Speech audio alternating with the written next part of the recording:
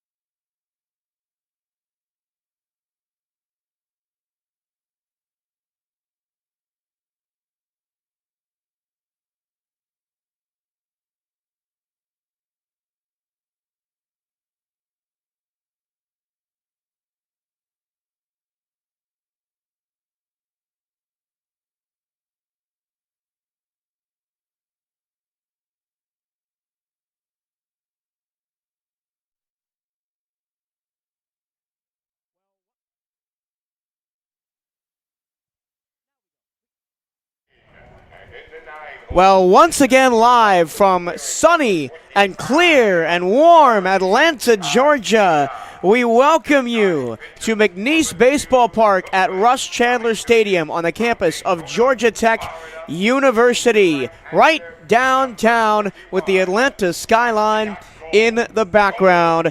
It is the semifinal round of the 2023 Southwestern Athletic Conference Baseball Tournament. And after Wednesday, I don't think anybody, even the two of us, Bryce Wojnowski, thought the Wildcats would be here playing Grambling State for a chance to go to the finals tomorrow. We've thrown the phrase around. Coach Hernandez has thrown the phrase around. The Wildcats right now are playing with house money. It's been an unbelievable run. We've seen the Wildcats perform well on just about every aspect of the game of baseball, whether it's in the field, on the mound, at the plate. You could argue, Mike, that the best players in this series have been Louis Lipthrat, Darius York, Yoancel Diaz, Pablo Torres, maybe a Jeremy Garcia. Irvin Escobar has been unbelievable. We're talking about unsung guys who didn't see this type of play in the regular season. But these guys have stepped up. Your big guys at the top of the plate have performed well, whether it's Robert Moya or Tuero or Garrett Chun. Guys are performing. Guys are stepping up at this moment. They saw the first loss to start this tournament. They didn't want to go home. Coach challenged them. This is your season. This is your game. Play your game. Let's do this thing. And they've taken that and they've run with it. They've shown an unbelievable heart that I don't think I've expected. I don't think any of us have expected. Right now, maybe they weren't supposed to be here, but I don't think they're ready to go home just yet. Yesterday, the Wildcats had to win 2 games. They beat Southern in the afternoon. They pulled it out 10-6, came from behind. In the night game, they were behind early against Grambling State after the 2-run home run. They tied the game up in the 4th and never trailed again as Luis Lipthrat and Darius York shut it down. Only 6 hits for Grambling scattered across the entire game. And the only real major action from them was that home run in the first inning. You already mentioned those 2 names, but guys that had 8, 10, 12 ERA in the regular season, giving us, 6 innings, 5 hits, 3 runs, and 3 innings, 1 hit, no runs in the regular season. Yeah, Mike, it's been absolutely unbelievable, and I think as a result of that, and I was talking to Coach Hernandez before this game, the guys are loose, and not just loose, they're looser than they've been this entire tournament, but on the flip side, you see Grambling State, you may be able to tell from some body language if you've checked out the stream, but they are playing very, very tight. They know we're the 1 seed. We're up against the wall. This team beat us. This team looked overwhelming last night. Just two different teams on very different sides, very different emotions right now, and usually – and I know Coach Hernandez preaches this a lot. He wants his guys playing loose. He wants them working that out. He wants them having fun in the dugout, smiling, laughing, doing the whole thing. When they lock in, they lock in. Grambling State has to make sure quickly that they don't fall too prey to that pressure and have it overwhelm them and have the Wildcats come out on top. For the starting lineups for Bethune-Cookman, Luis Chuero plays third base and leads off. Garrett Chun bats second and plays center as the Grambling State team wearing all white, black hats, black socks take the field in front of us. Highland Hall, right field, third. Left fielder, Boris Pena bats fourth. Robert Moy is the DH and bats fifth.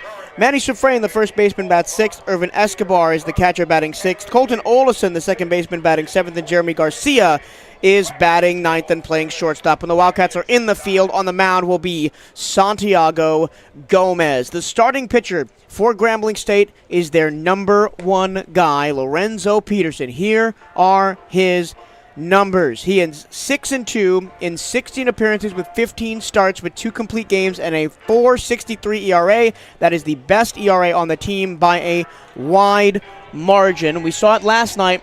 Once we chased the starter for Grambling, the rest of their bullpen didn't really have it. We'll see if the same thing holds true today. In 91 1/3 innings pitched, which is insane in a 50-game season and only 16 appearances, he's allowed 53 runs on 92 hits, striking out 71 and walking 42. He's allowed 6 homers, 2 triples, 21 doubles, and opponents are batting .263 against him. Lorenzo did start the game against Southern to open up this tournament. And that's not right. That's .317. Trying to find his stats from the Wednesday game.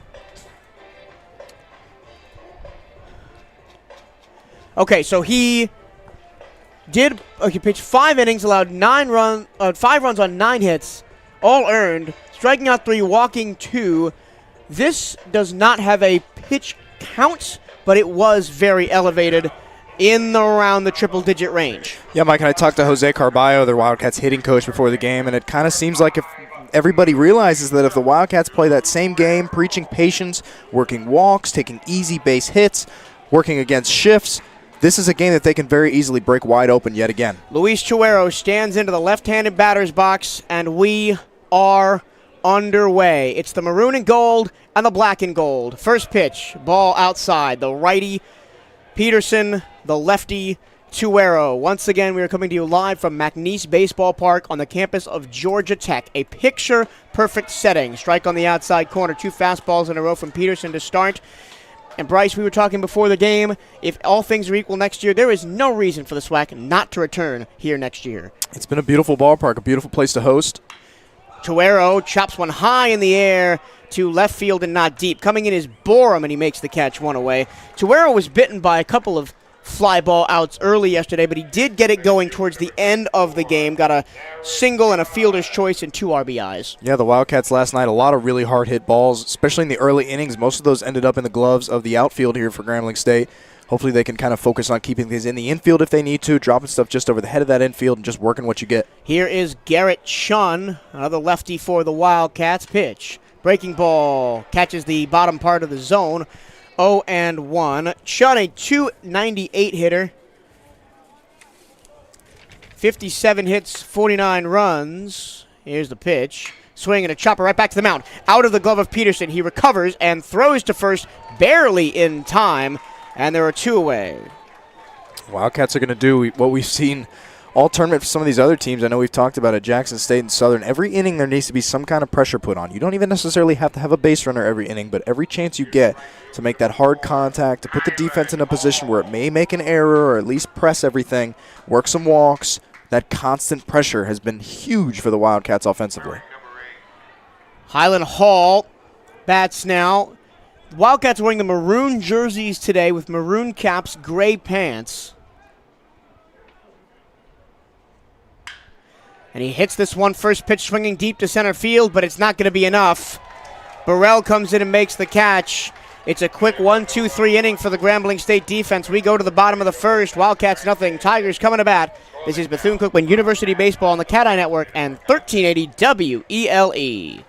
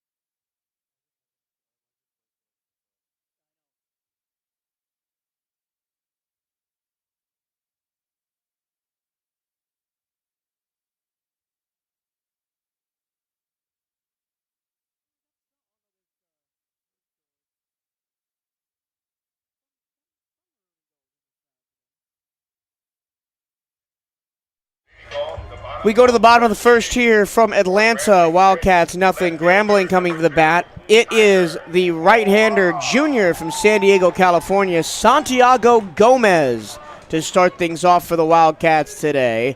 The Wildcats choosing to save their Wednesday starter Nolan Santos for a potential championship game start tomorrow, although if things go sideways, we might see him today anyway.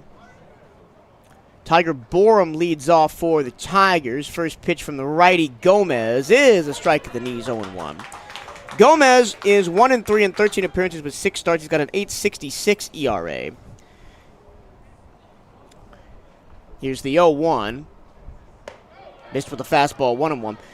In 35 and a third innings pitched, he's given up 39 runs on 48 hits, 34 earned, striking out 31 and walking 16. Opponents have a .310 batting average against. Fastball inside corner, 2-1. Yeah, most notably for Gomez against Alabama A&M on May 6th. He went 7 innings, allowed just 2 runs on 4 hits, walked only 1, struck out 9. We're going to need that kind of Gomez today,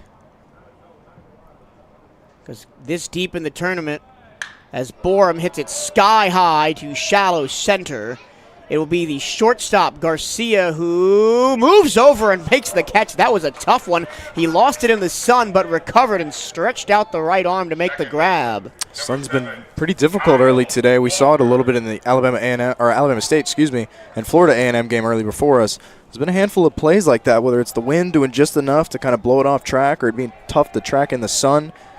Goodbye, Garcia, to finish off that catch. The wind is blowing very hard from left to right. We saw a couple of hits to left field in the previous game, which is Florida A&M and Alabama A&M. Here's the first pitch to Kyle Walker, upstairs and in ball 1. That probably could have left the yard if the wind hadn't been blowing in off the left field side. Walker, a .373 hitter, highest average on the team. Hits this one sky high down the first baseline. Soufrain tracking it towards the wall, and it's over the wall and into the stands for a foul ball. Command has really been the difference for every pitching staff in this tournament so far. The pitchers, once they've begun to lose command, that's when these big rallies have started, and we've seen some really big ones from the Wildcats and from everybody else in the tournament this week. When that command starts to waver, things have gotten really, really dicey. Big news if you haven't been following the tournament as closely, or you've only been listening to our broadcasts. Here's the 1-1. Missed with the breaking ball upstairs, 2-1. Florida A&M upsets Alabama State 2 times in a row to punch their ticket to the championship game tomorrow. Now the 2-1 from Gomez, upstairs 3-1. So if the Wildcats take care of business today, it will be a Florida Classic title game. Can't even imagine how unbelievable a matchup that would be. The 3-1 down the middle, hit hard to left field and deep. Going back, Pena, track, wall. It is off the top of the wall and stays in the yard. That's another one where the wind probably kept it in. It is a double for Kyle Walker. And the first base runner of the game goes to Grambling State.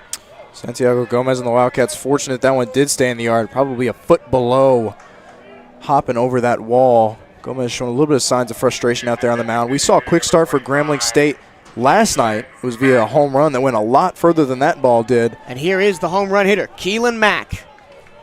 It was actually a Kyle Walker walk and then a Keelan Mack, who batted fourth yesterday, not third, home run over the right field wall that went about as far as it can go.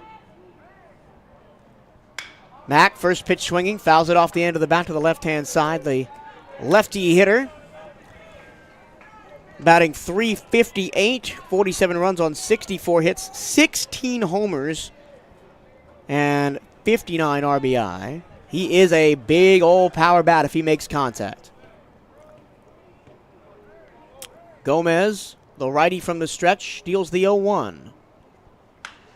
Golfed to the right-hand side in foul territory. Sufrain makes the catch from his first base spot, and Mack goes quietly 2 away. Manny Sufrain's been really solid defensively for the Wildcats all week. He's been challenged a lot, especially on ground balls over there. He's made some tough picks. He's rock solid over there on those pop fouls. Just another great cog in this Wildcats defense. Here's Cameron Bufford. He went 0 for 4 yesterday. 2 flyouts and 2 groundouts.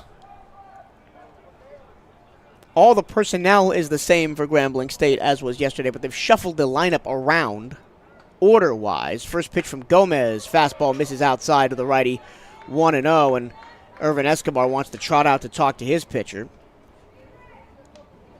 We saw Lipthrat and York, especially last night, and throughout this tournament for the Wildcats pitching staff, when they've gotten ahead early in counts is when they've really had that success. We've seen them nibble a little bit, especially trying to get those strikeout pitches with some sliders and other off speeds, a lot of times in the dirt or well outside, but they've induced some swings and misses with those pitches. Getting ahead has made it a lot easier to succeed, and Gomez is going to have to do the same thing here if he wants to go deep in this game.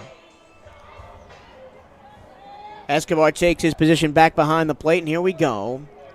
Kyle Walker on second after his double that barely missed being a home run, out by the .382 sign to left center. Gomez rocks and fires. Misses the zone, down low, 2-0. And yeah, Gomez has gotten behind in pretty much every count so far. We were talking in the hotel last night about, when do these hero-esque performances from the pitching staff run dry? And hopefully it's not right now. The 2-0 in the zone on a breaking ball, 2-1.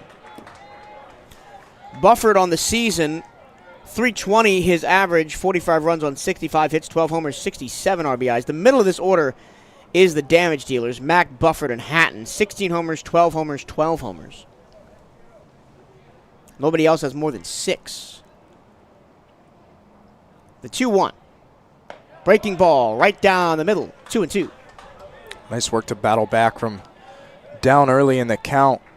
Santiago Gomez and the Wildcats got to find that put-out pitch.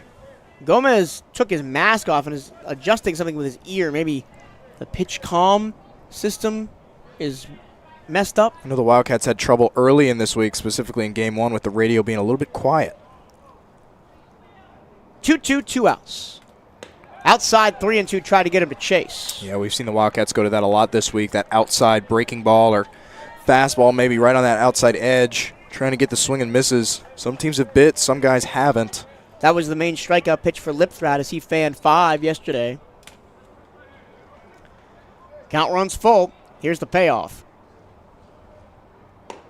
Low ball 4, and there's 2 aboard with 2 outs. Yeah, just being a little too careful right there. All week, every time guys have made contact on any side, everybody here in the stadium has kind of winced a little bit. There's just been so much offense across the board.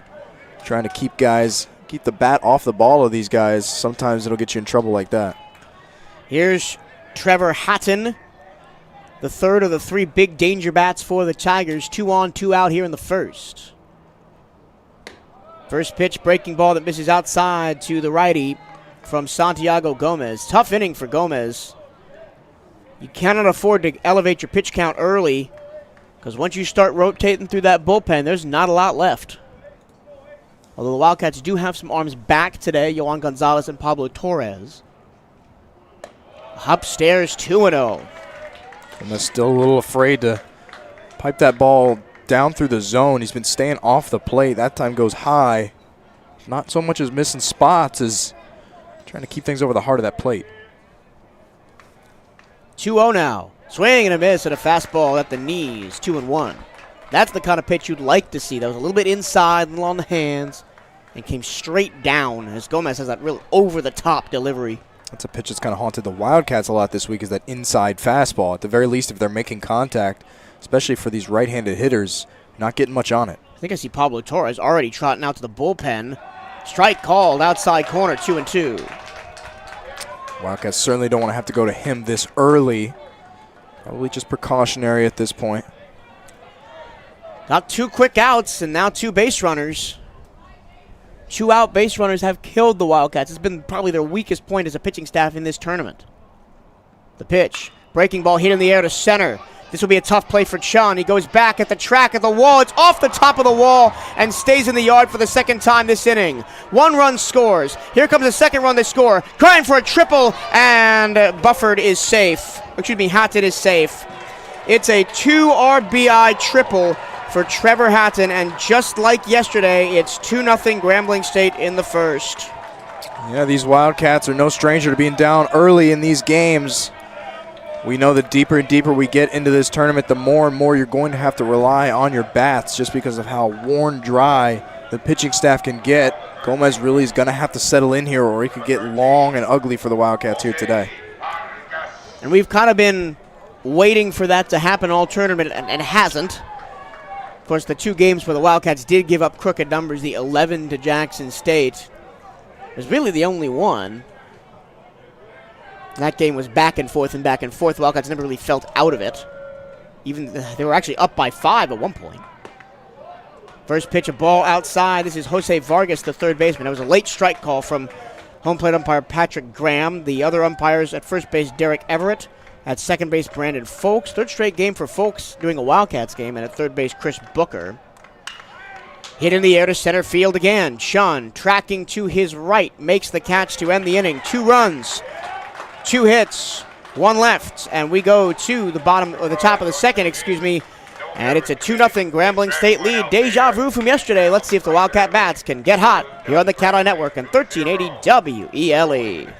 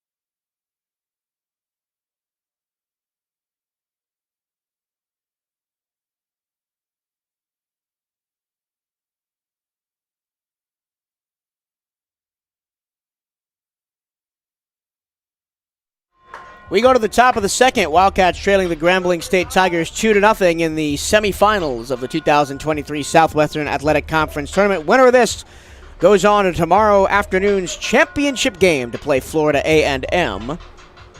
Boris Pena leads off for the Wildcats, who went quietly 1-2-3 in the inning. And just like yesterday, this is going to have to be a team that wins with the bats and outscores your opponent. We're not going to win, 4-2 like we saw Southern do on day one. Pena right back to the mound. It comes off of Peterson's glove. He doesn't know where it is, and Pena's safe at first. Wildcats fortunate there that lost the ball. We saw Peterson knock it down, just kind of spun around, had no idea where the ball was. So Pena beats that one out pretty easily. But that's the kind of thing we've seen start rallies for the Wildcats, whether it's walks or whether it's little. Probably not go down as an error there, but little breaks. The Wildcats have gotten their fair share of luck this week, and to their credit, they've capitalized.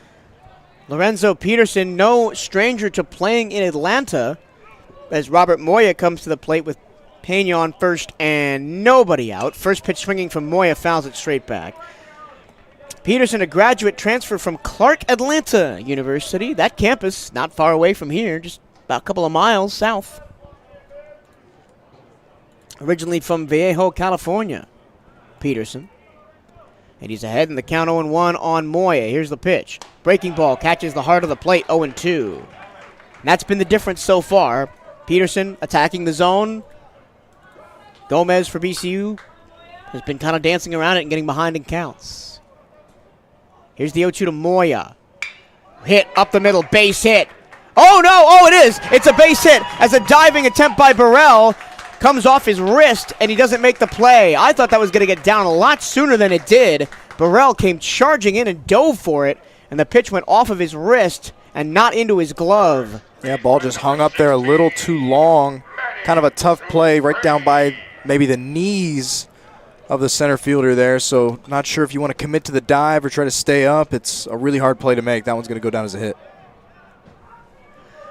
We've seen a couple of diving plays. We saw 4 tremendous defensive plays yesterday. 2 from the Wildcats, 1 from Chun and 1 from Hall, and then 2 from Grambling, 1 from Burrell and 1 from Borum. Here's a bunt by Soufrain, third base side, foul. Soufrain's done a lot of bunting this week. Just kind of come up in these spots where the Wildcats trying to manufacture some runs. So he's had the bunt sign put on. Soufrain won the first base job early in the season, or late in the season rather, in the last couple of weeks, and has kept it all the way. The sophomore from Miami, he will be a big piece of the Wildcats moving forward, potentially, along with guys like Irvin Escobar, who are just sophomores. 2 on, 1 out. Soufrain bunts it behind the plate, foul, 0-2. We've seen Soufrain square to bunt multiple times this week with 2 strikes. To his credit, it's worked out. The corners for Grambling are playing way in on the edge of the infield grass, so if he does put this one in fair territory, with not the fastest guys on base for BCU, he may be looking at a double play here. We'll see. Peterson's 0-2 delivery is bunted, foul. Third base side, and out is Soufrain on a strikeout. It's a tough break for the Wildcats. It's the first time we've seen Soufrain do that this week. Like I said, he's had multiple attempts at it. Every time he's managed to push it in play. May go back and question kind of the decision there to continue to bunt with 2 strikes. Here's Irvin Escobar, and I would read you his regular season stats, but they don't matter. For the tournament, he's batting .583, 2 runs on 7 hits, 2 doubles, 7 RBIs. He has been the best bat the Wildcats have had this tournament. First pitch in on the hands to him, ball 1. And with names like Chuero, Hall, Pena, Moya, Soufrain, you would not have picked Escobar to be the best bat the Wildcats have had this tournament, but he has stepped up in big time. The 1-0 catches the inside corner, 1-1. Escobar's done it all, too. Defensively last night, we saw him pick off a runner. He's, of course, always rock solid, actually handling the ball back there. He's been unbelievable. He was hurt in Game 1, didn't even start Game 2. George Braceras took the ball behind the plate. Escobar off the end of the bat, foul, 1-2. And then in the middle of Game 2, with the Wildcats in need of a big hit, Braceras said, "Put me in, coach, I'm ready," and he came up with a 2 RBI single to who eventually, well, that tied the game, and the ninth that the Wildcats eventually walked it off on Jackson State. Escobar into center field. That ball is going to be caught on the run by Burrell. The runners don't tag. And so there's 2 away, and here is Colton Olison. It's another really great line drive by the Wildcats there from Irvin Escobar. Just hung up a little too long. That drops in. That's trouble. Every time Escobar makes contact, you're thinking, oh boy, this is in the gap or this is down, because he has been so disciplined at the plate, just taking what the pitcher gives him. And here's Colton Olison, a guy that has not had a great tournament, just 143 his average. Only 2 hits for the tournament. But he does have 5 RBI on those 2 hits.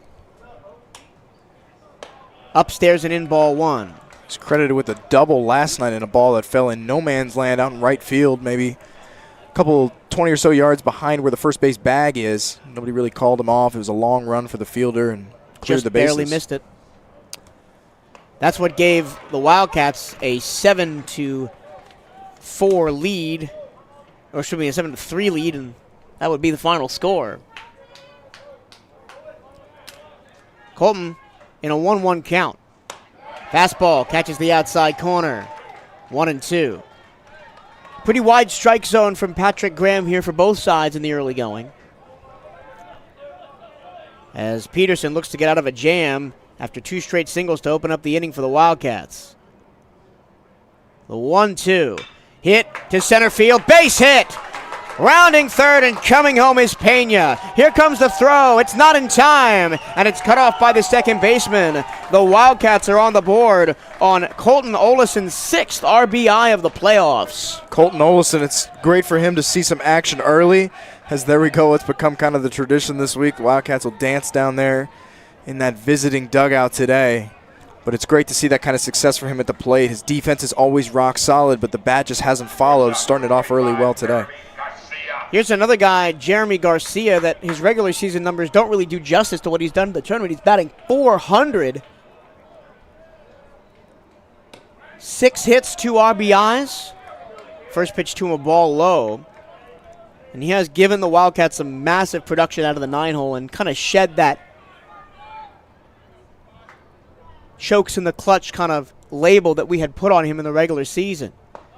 Ball low, 2-0. He did have one moment where he struck out with the bases loaded against Southern, but at that point the Wildcats already had the lead and were just looking for some insurance. It's been another guy, unsung hero for this Wildcats team in this tournament. Leadoff man Tuero waits on deck. First and second, 2 men out, 1 already in the inning for the Wildcats. There's a strike at the knees on the outside corner, 2-1 from Peterson. Peterson got through the first inning in just 7 pitches. He's now up to 23. It'll be important to make him work and chase him early. The 2-1. Strike on the outside corner, 2-2. And Garcia is chirping with the umpire. He didn't think that was in the zone. Seen a little bit of that here and here from some batters throughout this tournament. That's your coach's job. Don't get too in the head of the official. 2-2, 2 outs, 2 on. Garcia chops it to the first base side. It is going to pop out of the glove of Walker and go into right field. Moya rounds third. He's going to score. It's a tie ball game on an infield error. Oh my God, Garcia chopped that one to the right side about as soft as you could do it, and it looked like the pitcher and the second baseman got caught. I wouldn't be surprised at all if they score that one a hit. The way that one bounced, it's just a really hard pick play to make, kind of trying to scoop at it. The officials are going to talk about it. I'm not sure. The Grambling State pitcher immediately went to the umpire and wanted interference. The head coach for Grambling State is out there talking, imploring the umpire to call interference on, I guess it would have been on Olison. I think ultimately, Mike, they will talk about it. The Grambling head coach is going to speak his piece, but I don't see any way that I'm not sure that's something you can review. They're going to overturn it. We've seen a lot of video reviews in our games this week. Not a whole lot of overturns. Looks like the official's going to walk back with the Grambling State head coach. Doesn't look like there's going to be a review as all the officials head back to their respective positions. So it is 2-2. Moya scores from second. Olesen goes from first to third. Are we calling that a double? We'll see what they officially score it. I wouldn't be surprised. Could potentially also see maybe a single with an error. They didn't put an error on the board, although they haven't put the second run on the board for BCU yet, and they obviously scored it. Moya tried it home from second. We have seen the Wildcats take advantage of some wild defensive plays, especially in that Jackson game back on Thursday. We said it all season, Mike. This is the kind of team that always seems to have a way of taking advantage. They don't let you get away with anything like that. So now, with Tuero at the plate, second and third, 2 down. The Wildcats have rallied for 2 2-out runs. We see a little bit more maroon and gold in the stands today than we've seen the last couple of days. 1-0 the count on Tuero. Flied to left in the first on a first pitch swinging. Takes the first one. Now the second pitch from Peterson. Upstairs, 2-0. And now you can see Peterson like he's a little rattled. So they did give him a hit. I'm going to give him a double, I guess. Live Stats still hasn't officially credited one way or the other. The scoreboard has it with a hit, not an error. So I guess I'll give him a double on my scorecard. If we can change that between innings, if the Live Stats update differently. The 2-0 in the dirt, 3-0. And you can tell that with the 2 hits and then the 2 2-out runs, Peterson is now feeling the pressure. Yeah, and who's to say, already at over 20 pitches. Through 90 on Wednesday. Yeah, we maybe not see much more than 40, maybe 60 on the really, really high end from him. And Grambling State knows if they have to go to that bullpen, it's big trouble. The 3-0. Upstairs, ball 4, bases juiced. Well, Mike, we talked about it all the time this week, it seems like. And this, oh no, it's the pitching coach that's coming out.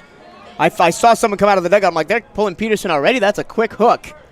But they're not. It's just Perez Knowles, the pitching coach, going out to talk to his guy, just try to settle him down. Baseball kind of finds a way of putting players and putting teams in a position to kind of rectify the mistakes of the season. Well, the Wildcats have been haunted all year long by runners on base, leaving so many guys. We saw it from the very beginning of the season in the series against Lehigh.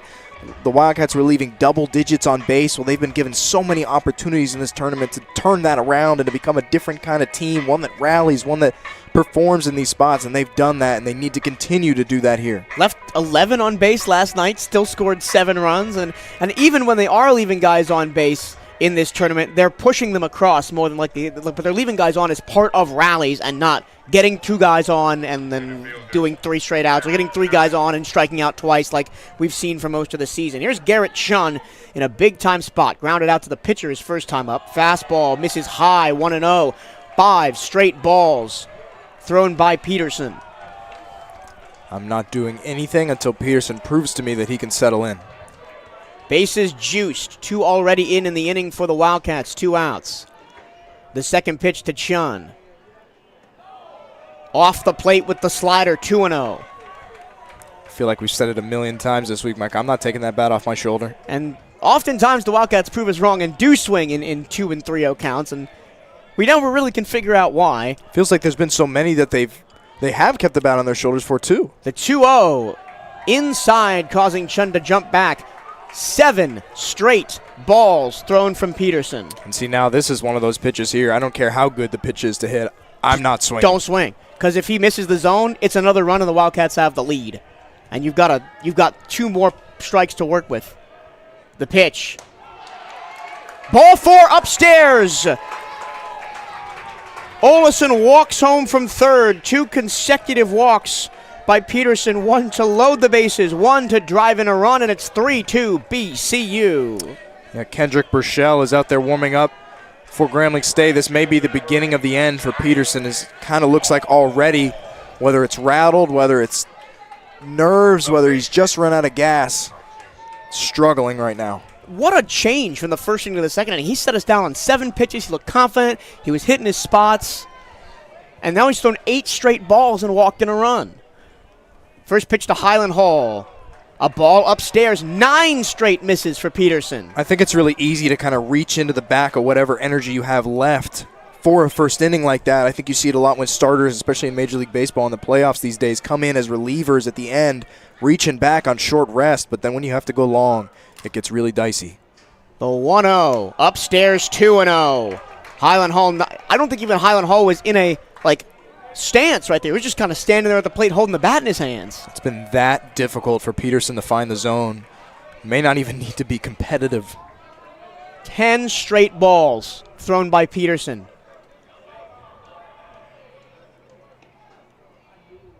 He winds and fires. Finally, a strike at the knees. And it's 2-1. I might take this one too. Yeah, Hall's been a guy we've seen offer at pitches like this when he's up in the count. But in a scenario like this, especially with 2 outs, be very, very patient. Bases loaded still, 2 gone. The pitch. Hall takes outside, 3-1. That was a spot for Peterson. He tried to get Hall to chase because he knows Hall's tendency is to try and chase when he's ahead in the count. But this time Hall disciplined at the plate. 3-1 count. Another ball walks in another run for Cookman. The righty winds and deals.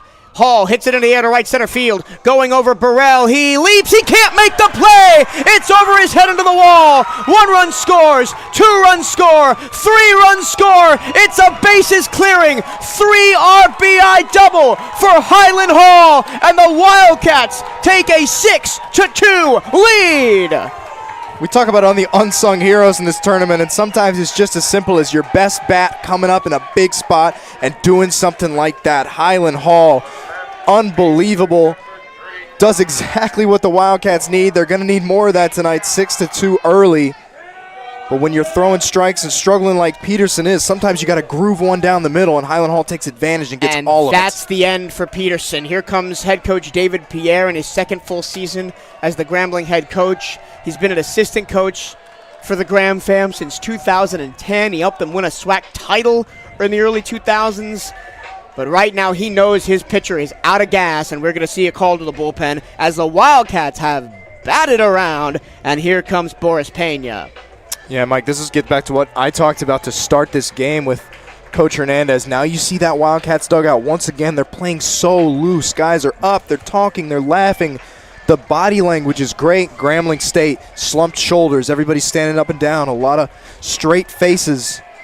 It's going to be really tough for them to get that momentum back, even if they can retake a lead.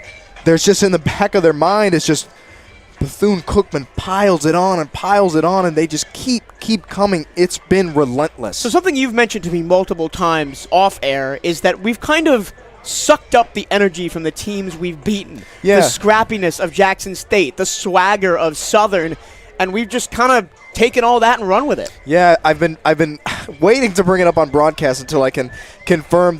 I know there's a comic book character or a villain somewhere who you kind of absorb the powers of the enemies you defeat as you go forward. The Wildcats, like you said, have just done just that. I mean, we when we came into the Jackson State series, it's, well, how do we avoid this constant pressure? Jackson State, every time they make contact, it's terrifying. They're getting on base every inning. Every at-bat, they're going deep into counts. The Wildcats were the exact opposite. 7-pitch innings, 10-pitch innings, easy ground outs, easy fly outs. Well, ever since the Wildcats have gotten through just the absolute toughest part of this weekend, which has been the Southern and the Jackson State games, they've taken all of that, and that's what they've become. They've been fortunate to come up against some really worn-down bullpens who've given them the opportunity to do that, but you can't do anything but credit them. Here is Kendrick Burchell, the right-hander from Vicksburg, Mississippi. Here are his numbers as he warms up and preparing to face the Wildcats lineup that has already plated 6 in the inning. Burchell is 3-2 in 18 appearances with no starts. He has a 6.66 ERA in 24 1/3 innings pitched. He's given up 18 runs on 30 hits all earned, striking out 19 and walking 17. He's given up a homer, 1 triple, 2 doubles, and opponents bat .323 against him. And again, you look at those walk to strikeout ratio, it's barely over 500. Yeah, and that's where these teams continue to get in trouble.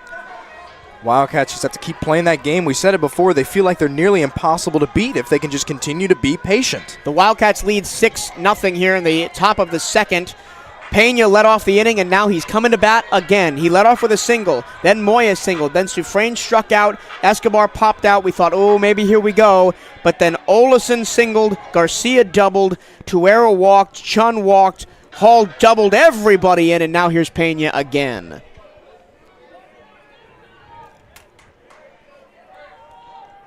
Burchell is a stocky righty. Not very tall, maybe only about 5'7". His first pitch is a fastball that misses off the plate, 1-0.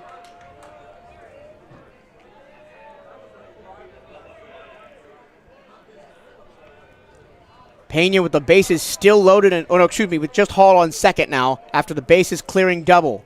The pitch. Strike at the knees and on the outside corner, 1-1. I still can't get over the sequence in the middle of that inning where Peterson threw 11 straight balls and walked in 2 runs. Just made it too easy. The 1-1. Swing and a foul back from Pena. That's 1-2. Burchell, a junior from Vicksburg, Mississippi, transfer from Hines Community College. I thought he was short. He is 5'9", which is taller than I thought he might be. He looks short in comparison to Boris Pena. He's very tall and lanky. The 1-2 goes behind Pena, gets to the backstop. Hall will trot to third on the wild pitch.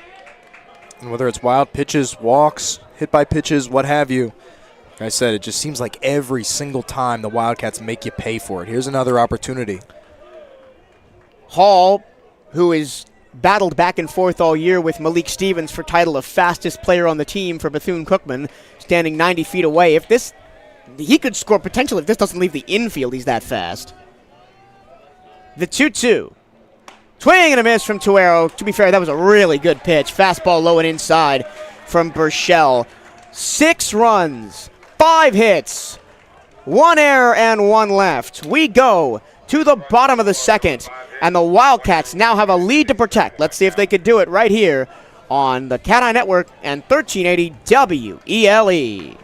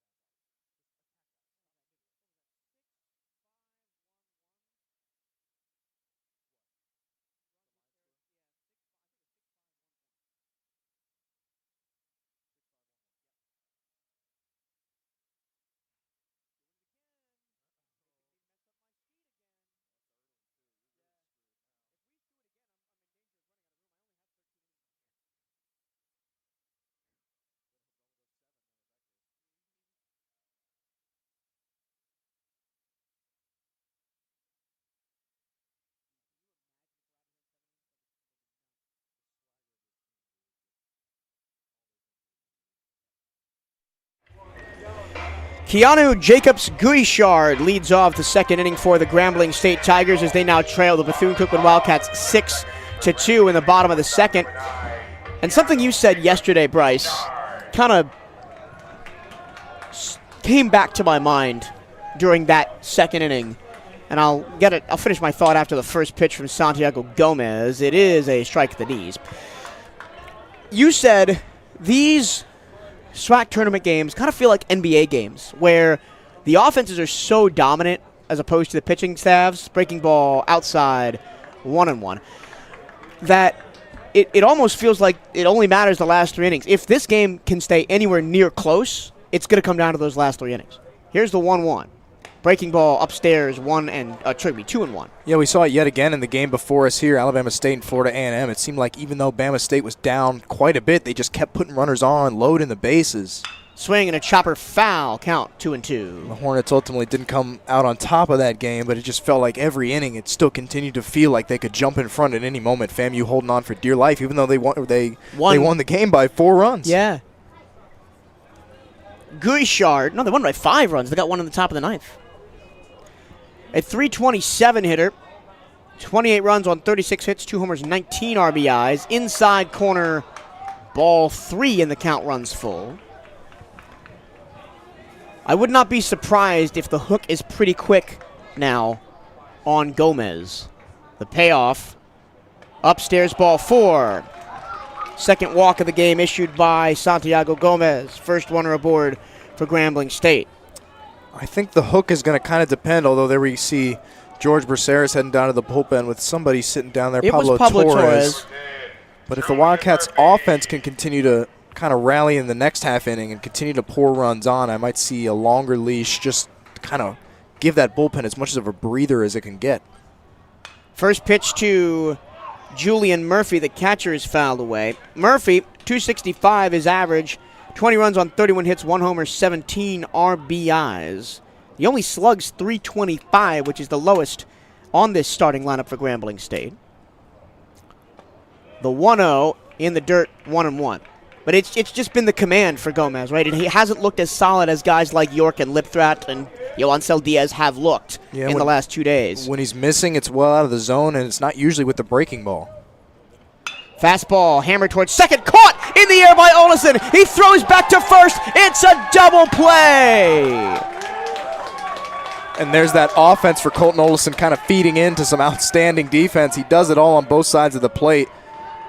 That's one of those lucky ones that Grambling State is just kind of tough break. Saw the runner kind of stumble there, but had no chance to get back to first. And now here's Terry Burrell, the center fielder who robbed a home run from Highland Hall in the deepest part of the park in dead center last night. I thought it might have stayed in the yard, but I went back and looked after on the SWAC video broadcast. Oh, that was gone. He robbed a home run from Hall yesterday. Him and Borum, both with spectacular catches to prevent the Wildcats from putting even more than 7 runs on the board, because both those catches last night came with 2 outs and runners on for BCU. Check swing, didn't matter, it was down the middle anyway. Count 1-1 to Burrell. And how about Colton Olesen again, picking his guys up defensively. He's been huge on that side of the ball, as both middle infielders have. Pitch upstairs and in, 2-1. Yeah, Coach Jonathan Hernandez has compared him to Dustin Pedroia of the Red Sox many, many times, and he fits that bill. Swing and a chopper towards short. Here's the other middle infielder, Jeremy Garcia, throws across the diamond, and 1-2-3. Go the Tigers. Big defensive plays in the infield for the Wildcats. We go to the 3rd inning, 6-2 BCU right here on the Canada Network and 1380 WELE.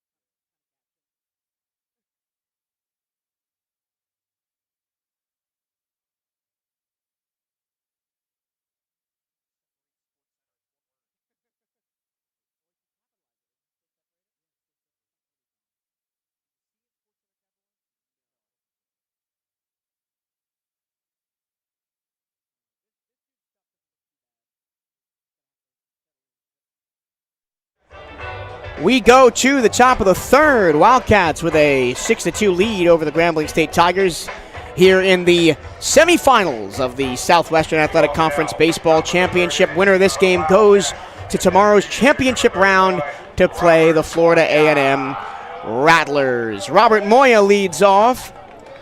Singled and scored in the second as part of that 6-run top of the second. First pitch from Burrell. Low, just missed the zone, 1-0. And looking down the bullpen list for Grambling State as Burrell works quickly, chopped towards short. That's a hard charge by Gurishard. He fields it, he lost it in the transition, and Moya is safe. Ooh, that pressure is just so heavy on the backs of Grambling State. That's a tough play, but maybe if they're just not so tense, everything, just like it has all week, continues to go the way of the Wildcats, and it's only going to get worse for Grambling State if they can't settle down quickly. Called an E6 on Gurishard. He probably would have had Moya, but he lost it on the transfer. He did have to charge to pretty much right behind the mound. I was kind of expecting Burchell to try and take that one. But anyway, the leadoff man is on. Here's Irvin Escobar. Manny Sufrain, who struck out his first time up on a 2-strike foul ball bunt. First pitch, a strike at the knees. Definitely, Burchell has more velocity on his fastball than Peterson did, and it's going to take the Wildcats a minute to adjust to that. The 0-1 skips away from the catcher Murphy, and Moya will round second. Looks toward third. Murphy finally digs it out of the corner behind the plate, so Moya will stay at second on the wild pitch. It's hard to imagine with the way the Wildcats are swinging the bat right now and the approach at the plate, having a runner on on second in scoring position with nobody out. Kind of just lick your lips. Look at where the right fielder Hatton is playing. He's playing 2 steps in from the track in right field. Of course, that flat right field wall where it's only 350 for the majority of right center. Some of these swings from Sufrain this week, it's been clear he's been hunting that wall, just hasn't found it yet. The 1-1 outside, 2-1. I mean, we've only really seen one home run hit that way, and it was Max yesterday, that almost 500-foot bomb that went over the trees and onto the road. Count 2-1 on Sufrain with Moya on second. The pitch. Sufrain swings and fouls it back onto the road behind the press box. 2-2. Sufrain in the tournament batting .357. 4 runs on 5 hits. 2 RBIs and 3 walks. He hasn't come up in so many bunt opportunities. Who's to say maybe he doesn't squeak another base hit or extra base hit in there. The 2-2. Swinging fouled away. I'm honestly surprised he didn't square a bunt again with Moya on second and nobody out. Moya is a guy that certainly has more speed than his build looks. He can get around. It is kind of the 2 slowest runners on this team hitting back-to-back, and we've kind of been caught out by that. A little bit of the strategy goes out the window when you've got somebody like Moya on base. You just kind of try and hit the ball and hope it lands somewhere. The 2-2. High fly ball left field down the line. It will go foul into the Grambling State bullpen. Nice at bat by Sufrain, expanding that strike zone, staying alive. Turns in on a fastball inside there. Yeah, like you said, Mike, Sufrain's been the benefactor of the pinch run situation a lot in this tournament. He's definitely the slowest runner on this Wildcat squad, but the bat is enough to keep him in there, not to mention the defense. We've seen Malik Stevens pinch run for him and score twice in clutch situations. Once again, the 2-2. Low, 3-2. How crazy is it the Wildcats have an athlete like Malik Stevens just on their bench, ready to pinch run? I mean, you talk about having that kind of weapon from the pinch runner spot off your bench. A guy that could probably walk onto the track team and do some damage, just chilling there, waiting to pinch run for somebody. I think he's appeared in every single game. The 3-2, spin, a throw back to second, and the ball goes into center field. Moya's going to go to third and stop there standing, but it's another error that allows Moya to advance. These Tigers, Mike, you can see it, you can feel it. They are so frustrated. They are so mentally rattled right now. Nothing is going their way, and guys are just trying to make a play, just trying to help get out of the inning, try to maybe squeeze the runner there, try to get him out, but the Wildcats have to take advantage, right? Suffrain, high pop, left-hand side. That's not going to be deep enough. Coming in is Borum. It's in no man's land. It drops in front of Borum.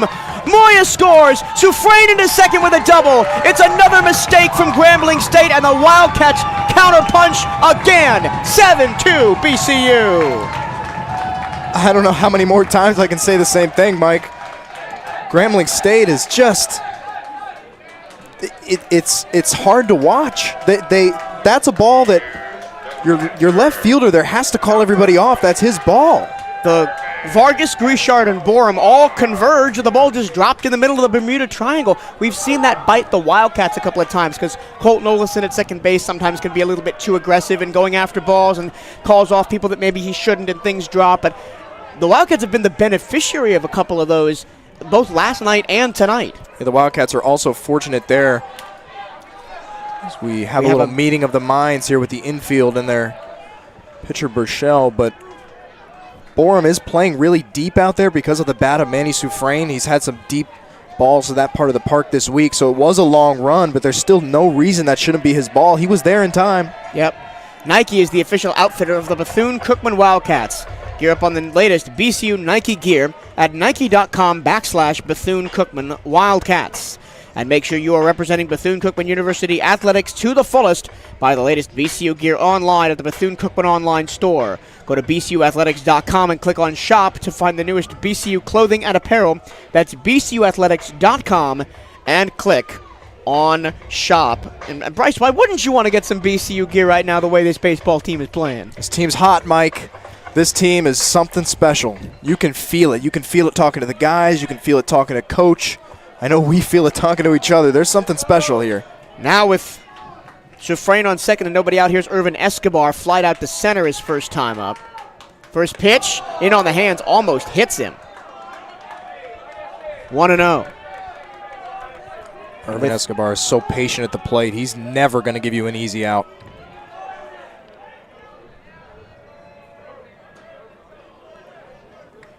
He has not struck out this week. Not once. Fastball over the heart of the plate, 1-1. That's his game. He was one of the toughest bats in all of collegiate baseball last year to strike out.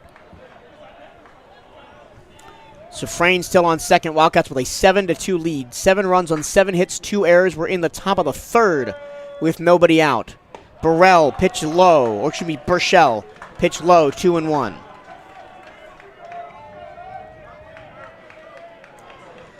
Burchell only needed 1 pitch to get through the final out of the last inning. He's up to 15 now with no outs in the second. There's no salvation coming out of that pen. It's a base hit to the right-hand side from Irvin Escobar. Suffrain is going to have to stay at third. He's not fast enough to get home. If that's anybody else, it's 8 runs for BCU. But it's another hit for Irvin Escobar. And you know, Mike, I've kind of tried to congratulate, kind of try to hype up Escobar when you see him in the hallways, see him in between games, see him down in the hotel lobby this week. He's just such an understated guy. Just kind of gives me nothing more than, I'm trying, man. I'm just doing what I can do. And it's just been unbelievable, the offensive output from your catcher. And we may have another pitching change here. As out trots Davin Pierre. Runners on the corners, nobody out. 1 already in the inning for the Wildcats. Colton Olison's going to come up, who we said has struggled this tournament. He's already has an RBI single and a run scored in this game. Another chance for him to get some of that swagger back. We harken back to the very beginning of the season. Olison had back-to-back walk-offs. It's going to be a pitching change. Burchell comes in, only gets 1 out. Gives up 1 run. It's unearned because of the 2 errors. But still, he is on the hook for Suffrain at third and Escobar at second. There's just no salvation coming out of that bullpen anymore. Grambling begging somebody to come in and try and shut this Wildcats offense down. But, you know, in some games, the Wildcats have gotten production from the top of the lineup, some games from the bottom of the lineup. The middle of the order has always been solid. It is everybody today. The only person that hasn't been on base yet is nobody. Everybody's been on base so far today. They're impossible to get out. That's how we felt about Jackson State. I know I keep saying it, but the offensive attack, and credit to hitting coach Jose Carballo, who's just locked those guys in. The message has been clear. The strategy has been right on point. They have been outstanding. This is Miguel Baez. I'll write him down in my scorecard and then give you his numbers momentarily. Baez, the junior from Santiago in the Dominican Republic. No, from Santo Domingo, excuse me, in the Dominican Republic. His numbers are as follows. He has no record with 14 appearances and 1 start, a 16 ERA. In 14 innings pitched, he's allowed 26 runs on 20 hits, striking out 11, walking 18. He's given up 2 homers, no triples, 4 doubles, and batters are batting .351 against him. He has thrown 9 wild pitches in only 14 innings. We know how much the Wildcats love their advancements on wild pitches. They've done it a ton this week. They've done it in this inning. We have seen this week, you can't look too far into those regular season stats, or maybe if that just applies to the Wildcats. Guys can kind of pull something out, show some stuff, but it's just the deeper we get, the harder and harder it's going to be for Grambling State. They've still got 2 arms throwing, just completely clueless as to who is going to come in, and they're so long to go. Did they make a defensive change? I see Dylan Ardoin. Dylan Ardoin is taking over at third base. Vargas moving to shortstop. So Guichard is out? Guichard is out of the game. They're just trying to get something going. I think Ardois, who... Let me try and find his batting stats. Excuse me, it is Ardoin, not Ardois. He's only batting .220, so not the hottest bat in the world. I almost wonder if that's some kind of reaction to that play in the outfield, where maybe you could argue that could have been Guichard's ball. He didn't call for it, so you replace for defensive purposes. I'm not sure. Now, here is Olesen. Runners on the corners. Nobody down, top of the third. Wildcats up 7-2. Ball in the dirt, ball 1. And another Grambling State pitcher who has come in and immediately struggled to find the strike zone. We've seen it from several teams throughout this tournament. Something that the Wildcats haven't had to deal with. The 1-0. Breaking ball catches the corner, 1-1. I did not check this morning. I meant to, and maybe we can look between innings. How many points that Luis Liptrat's ERA came down after last night? I mean, we talked about it, turning back the clock. So happy for that kid. What a story. The 1-1. Breaking ball misses low, 2-1.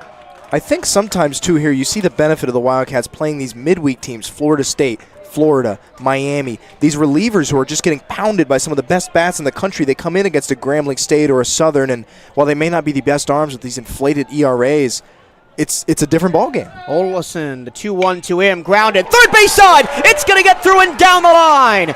Sufrain trots home. Flying to third is Irvin Escobar. He's there, and Olesen has a stand-up ribby double, and it is 8-2 Bethune-Cookman. I think I'm going to have to put my SID cap on tonight when we get done here, regardless of the outcome. The offensive explosion from this team over the last 3 or 4 games has been unbelievable. I mean, especially when you're talking about in postseason play, the kind of run that they are on right now, it looks like a beach ball out there. Ever since they lost to Southern and the offense was just completely non-existent outside of the 5th inning, I believe, where they got those 2 runs, they didn't get anything the rest of the game. Some switch deep in the psyche of this BCU team flipped. And ever since then, it hasn't looked like they have a possibility of losing. Even the Jackson State game, which we had to walk them off, we had an 8-run lead in that game at one point. Yeah, it's interesting. That Jackson State game, I think a lot of it shifted when we saw Brandon Haston, the guy who gave up that walk-off home run to Moya. He came in and he gave the Wildcats life, and they've taken it from there. The 1-0, this is Jeremy Garcia, waves at it, 1-1. Think about it. As soon as the best pitcher on that Jackson State staff, Eric Gonzalez, who was outstanding, as soon as he came out of that game, you saw Haston, the guy you'd already beaten in a big spot before. The bats have been clutch. The bats have been constant. It's been a different team since that moment. Garcia faces a 1-1 pitch, golfs it high in the air to right. Hatton moving back to the track. He makes the catch at the wall. Tagging and scoring is Escobar. And it's another RBI for Garcia. It's a fly ball, but it gets the job done, and it's 9-0 Wildcats. Or sorry, 9-2 Wildcats. Not sure if you can hear the dance party from the crowd mic here, but every time someone comes out in the dugout, guys are fired up.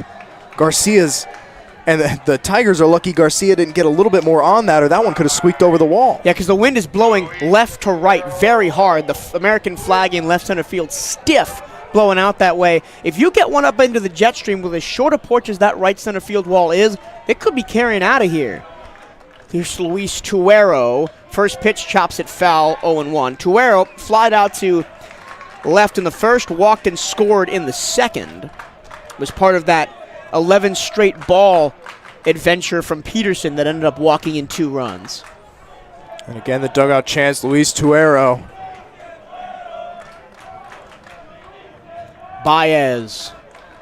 The 0-1 with 1 gone. Rocks and fires, swing and a miss. Tuero wanted all of that one, but the slider just tailed away from him, and it's 0-2. The Wildcats, even though they're up 9-2, they can't start hunting balls like that. They got to continue to stay patient, continue to take what the pitching staff gives them, because from what we've seen so far, they're going to get pitches to hit. Runner on third, 1 down. Baez deals. Outside, 1-2. Try to get him to chase on a garbage pitch. We've seen a lot of pitchers pitch that exact sequence. They get 2 strikes, they pitch something way outside trying to get a swing, or it's upstairs, or it's a breaking ball in the dirt, just something garbage to try and get a strikeout. It has worked on occasions, not so much against the Wildcats. Once again, Baez is 1-2, low 2-2. Good take from Tuero. Out of the hand, that looked pretty good. It just dropped sharply and ended up on the dirt. We've talked about the depth of this order. We've talked about the power of the top and the middle of the order. It's been everybody this week. It's funny, Garrett Chun is kind of the black sheep of this order. He's got the worst average in this tournament, only batting .91, and yet he's batting second because he's such a great setup man, and if he gets on base, he's so fast. Still has a .412 on base percentage. Fouled away by Chun. We'll do the 2-2 again. So let's see. Chun walked once in the night game last night, twice in the afternoon game, twice in the Jackson State game. He's just been a walk machine. And, of course, he's so fast, once he gets on base, they can just try and play small ball, move him over. That's a great way to find a way to contribute even when the bat isn't quite working. Once again, the 2-2 to Tuero after a long hold from Baez.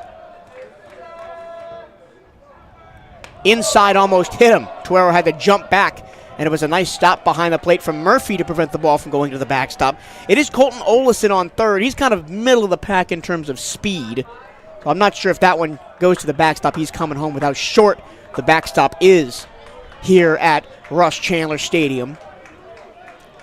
Full count to Luis Tuero. Runner on third, 1 down. Here's a pitch. Swing and a miss. Got him with a breaking ball. Nice slider away.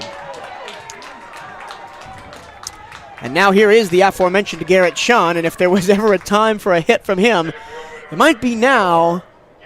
He only has 1 hit. It was a double and a ribby double at bats. I believe that was in the... Let me look back and see if I can find it. It was in the Jackson State game. It was in the top of the first. Or the bottom of the first, rather. And he got on, then Highland Hall homered him over. I still can't believe that Hall homer in the first inning against Jackson on Thursday was the only homer the Wildcats have hit this whole tournament. They haven't needed it. They haven't been a home run team all year. More so than they were last year, but still just hasn't been their game. They double you to death. They don't need the home run. Chun in a 1-0 count. Here's the pitch. Ball low and outside on the fastball, 2-0. It's almost like Chun gets in the batter's box, looks at the pitcher and goes, "You're going to walk me. It's going to happen. You're going to walk me." It's only a matter of time. And that's wild because with his average so low, he's not a hit threat. He's not a home run threat. And yet, he continues to grind out these at-bats and draw walks. Here's a 2-0. Strike on the outside, just caught the zone, 2-1. It's just been so easy for the Wildcats to be patient. When these balls are missing, they're missing so far out of the zone, you can afford to be so patient because you know a ball is bound to come. 2-1. Outside, slider missed away. 3-1. There's not a lot of movement on that slider from Baez. If he leaves one over the plate, it could get mashed.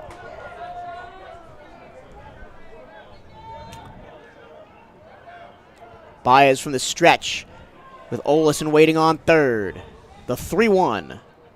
In the dirt, ball 4. It's another walk for Garrett Chun, his 7th of the tournament.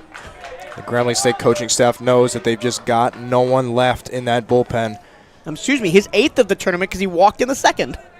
It's just, you never want to start, at least from the broadcast perspective, potentially jinxing things, but a run rule is a potential in this tournament. We've seen Alabama State do it already. Hypothetically, if you are 10 runs above at the end of the 7th inning, you can run rule a team. Long way to go before we get there. It's only the top of the 3rd. We've already played for over an hour. Would certainly save some bullpen arms if the Wildcats could somehow get it done, but you never want to bank on that. And you just keep piling more and more insurance in the back pocket of Santiago Gomez. And here's Highland Hall, first pitch swinging, fouled away, 0-1. And with every run that goes in, you think Gomez is sitting there in that dugout like, yeah, I'm him. It's my game. And then even if he does look shaky, Jonathan Hernandez and the rest of that staff can afford to kind of let it ride a little bit. As long as it doesn't get overwhelmingly out of hand, you just kind of let him suffer through it, work the pitch counts, get through innings, get you to the 6th or 7th on a perfect scenario, and then you figure it out from there. Of course, both Yohan Pokey Gonzalez and Pablo Torres available out of the bullpen today. They both pitched Thursday against Jackson State. The 0-1 off the plate, 1-1. You have other guys. Gerald Best did make the trip, another one of these guys that struggled all year long, but if this game does get really out of hand, you could use his arm to save some other guys. It would likely be Nolan Santos tomorrow.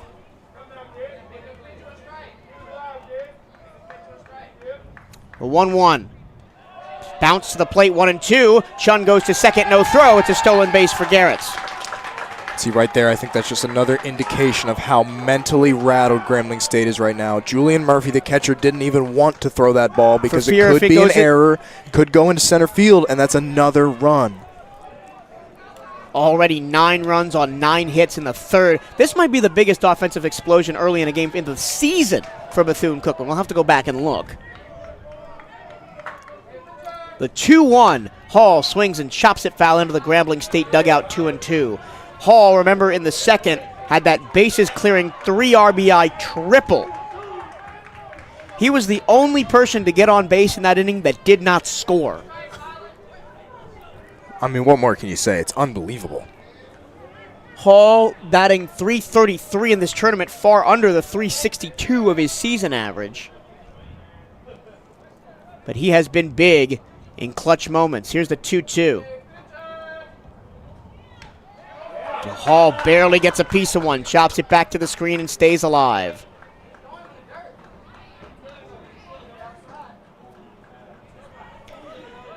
This is only the 4th batter that Baez has faced. He came in replace of Burchell after the first 3 batters all scored in the inning, that being Moya, Sufrain, and Escobar. He's already at 14 pitches over 4 batters. But he has a chance to get out of the inning here. 2-2, 2 on, 2 down. The pitch to Hall. Outside, Hall doesn't offer at it. Count runs full. There are 2 people in the Grambling State bullpen just kind of standing there. Nobody working yet.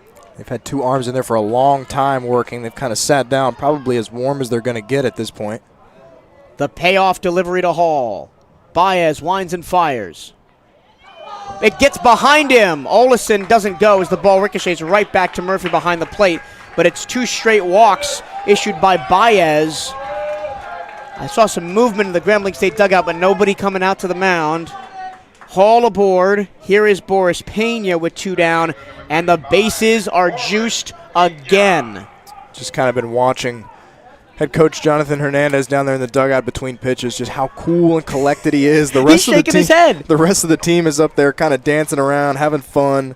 But that's kind of been his mentality all week. He's just been so relaxed. I can't get any really great quotes or anything out of him just because he's been like, yeah, just going to let the players do their thing, and that's exactly what they've done. Here's Pena, singled and scored in the 2nd and also struck out to end the 2nd. He wanted all of that pitch. He skies it to the left side, going towards the foul territory. It will get to the seats. He wanted all of that one. That was a big hack from Pena, who we don't usually see shoot for the moon like that. But this is this is Pena's third at-bat in 2 innings, if that tells you anything about how this game has gone. Hey, we saw last year when we played in the stadium of the Birmingham Barons in Birmingham, Alabama, Boris Pena hit one off the scoreboard. And that was a game the Wildcats put a crooked number on the Tigers. 17-4, I believe, was the final score. Baez, the 0-1. Hit high in the air in the infield. Walker moving in towards the mound. They don't know where it is, and eventually a diving catch is made by Bufford. Nothing's guaranteed for this Grambling State team right now. Got to be thanking their stars someone came up with that ball.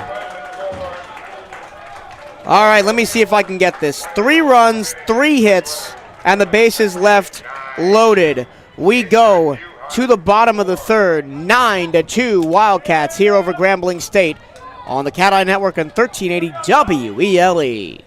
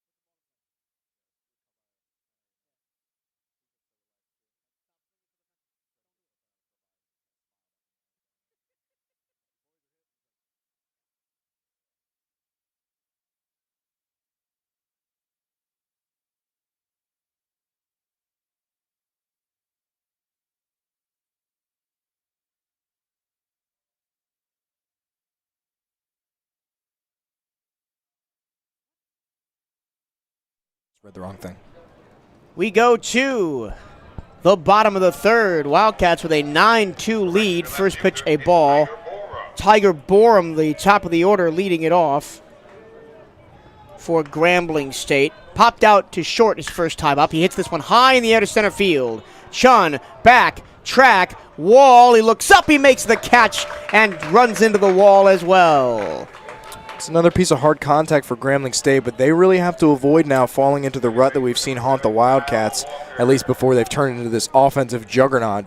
You don't need quick innings now. You have to put some pressure on, or else this game's going to be over quickly. We've almost seen 3 home runs from the Tigers so far. 2 doubles that have both been hit the top of the wall and stayed in the yard, and that one that missed by maybe 2 feet. First pitch strike to Kyle Walker. He started the offense for Grambling State with a double and scored on the triple by Trevor Hatton in the first.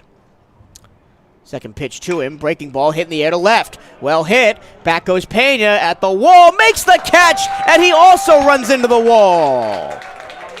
We're so far past it now, I feel like a lot of times we forget that Boris Pena, this is his first season in left field. He was a guy who spent time at first base and catcher. He's been put out there because his bat's been so great and there's so many bats in this lineup, but he has never once this season truly looked out of place out there. He's been great. That's 2 real hard pieces of contact, but again, the Wildcats outfield equal to it. This is a defensive Wildcats team that has been terrific this year, leading the SWAC in fielding percentage. Here's Keelan Mack with 2 gone. Breaking ball, strike, outside corner. That's a really nice pitch from Gomez. Had Mack all kinds of crossed up. He popped out in foul territory to the first base side his first time up. Had that long home run yesterday to open the scoring for Grambling. Another breaking ball, this time misses low, 1-1. Don't want to go to that. Oh, I'm sorry. What is happening here? we have a shift on. Olesen playing deep in the hole at second. Pitch inside 2-1.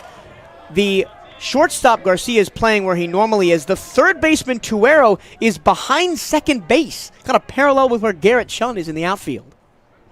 Overshift. Don't see any of that in the majors this year. Chop towards first, foul, 2-2. Yeah, we saw that same shift yesterday, or at least something close to it, with Olesen there kind of parallel with where Hall's lined up in right field. But we did see Mac ground into that shift yesterday, right at Olesen, so clearly going with the same strategy in the field today. After the home run, grounded to first, grounded to second, popped out to left, did Mac. The pitch. Sky high fly ball towards right field. Who's going to call it off? It's Olesen. He raises his hat in the air to keep the sun out of his eyes and makes the catch. 1-2-3, go Grambling State. We go to the top of the fourth. 9-2 Wildcats here on the Cat Eye Network.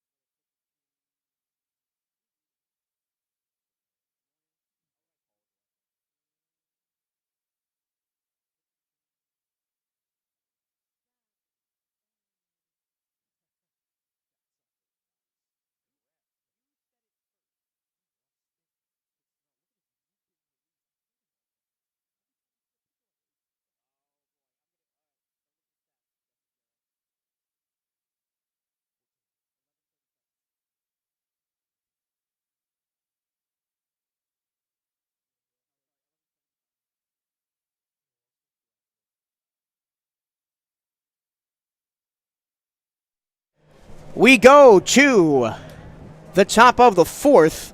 Robert Moya leads off. There is another new Grambling State pitcher in the game to face Robert Moya. This is Ja'Cory Boudreau. Boudreau, a transfer from UT San Antonio. Native of Texas. The lefty deals. Breaking ball catches the middle of the plate. This is a different look of a pitcher than the Wildcats we've seen. We've seen like kind of fastballer. Maybe they'll use a slider off the plate as a second pitch. This guy, he comes way over the top as he bounces one to the plate, way over the top with his release, and his main pitch is his curveball, 12-6. Yeah, it kind of looks like he's a catapult out there. Very different release. Probably the most unique one we've seen out here this week, and we've seen a couple of strange ones. Lefty to righty, the 1-1. Almost catches Moya in the face as he has to duck away 2-1. Here's Boudreau's numbers. He is 1-5 in 14 appearances with 9 starts. He's got an 11.75 ERA with 1 save.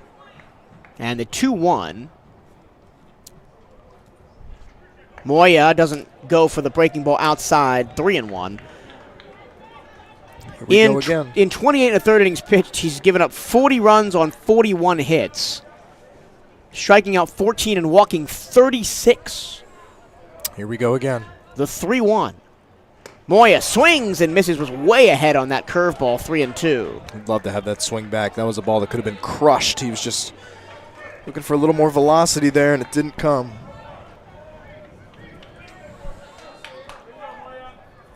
Here's the payoff. This time he waits on it, but hits it high in the air and not deep to shallow right. It's actually going to land in the infield, and Vargas, who's now playing second base, makes the catch, one away. That is the advantage of a pitcher like that. With everything going up to down, 12-6, you're going to get a lot of fly balls like that. Looked very similar to the Boris Pena at bat. Two guys looking to crush the ball. Just came up a little short. Here is Suffrain, struck out of the second, doubled and scored in the third. First pitch lefty to lefty from Boudreau. Breaking ball finds the heart of the plate for strike one. But we talk about these ERA numbers and crooked numbers on the season. Here's the 0-1. That was the closest thing I've seen to a fastball from Boudreau, but it skips away from Murphy behind the plate, 1-1. And we've seen, not just from the Wildcats, from other teams like specifically FAMU as well, guys that underperformed in the regular season come in and go Super Saiyan this week. And who's to say we can't see it from a guy like Boudreau? That's why I've said it's tough to keep looking at these ERAs. The Wildcats have benefited from it. All you can look at is what's coming out of his hand. The 1-1. Breaking ball just misses the zone outside, 2-1 to the lefty. This is the first appearance for Boudreau at this tournament. Overshift is on to the right field side as they face the pull hitter, Suffrain. Looping curveball catches the outside corner, 2-2.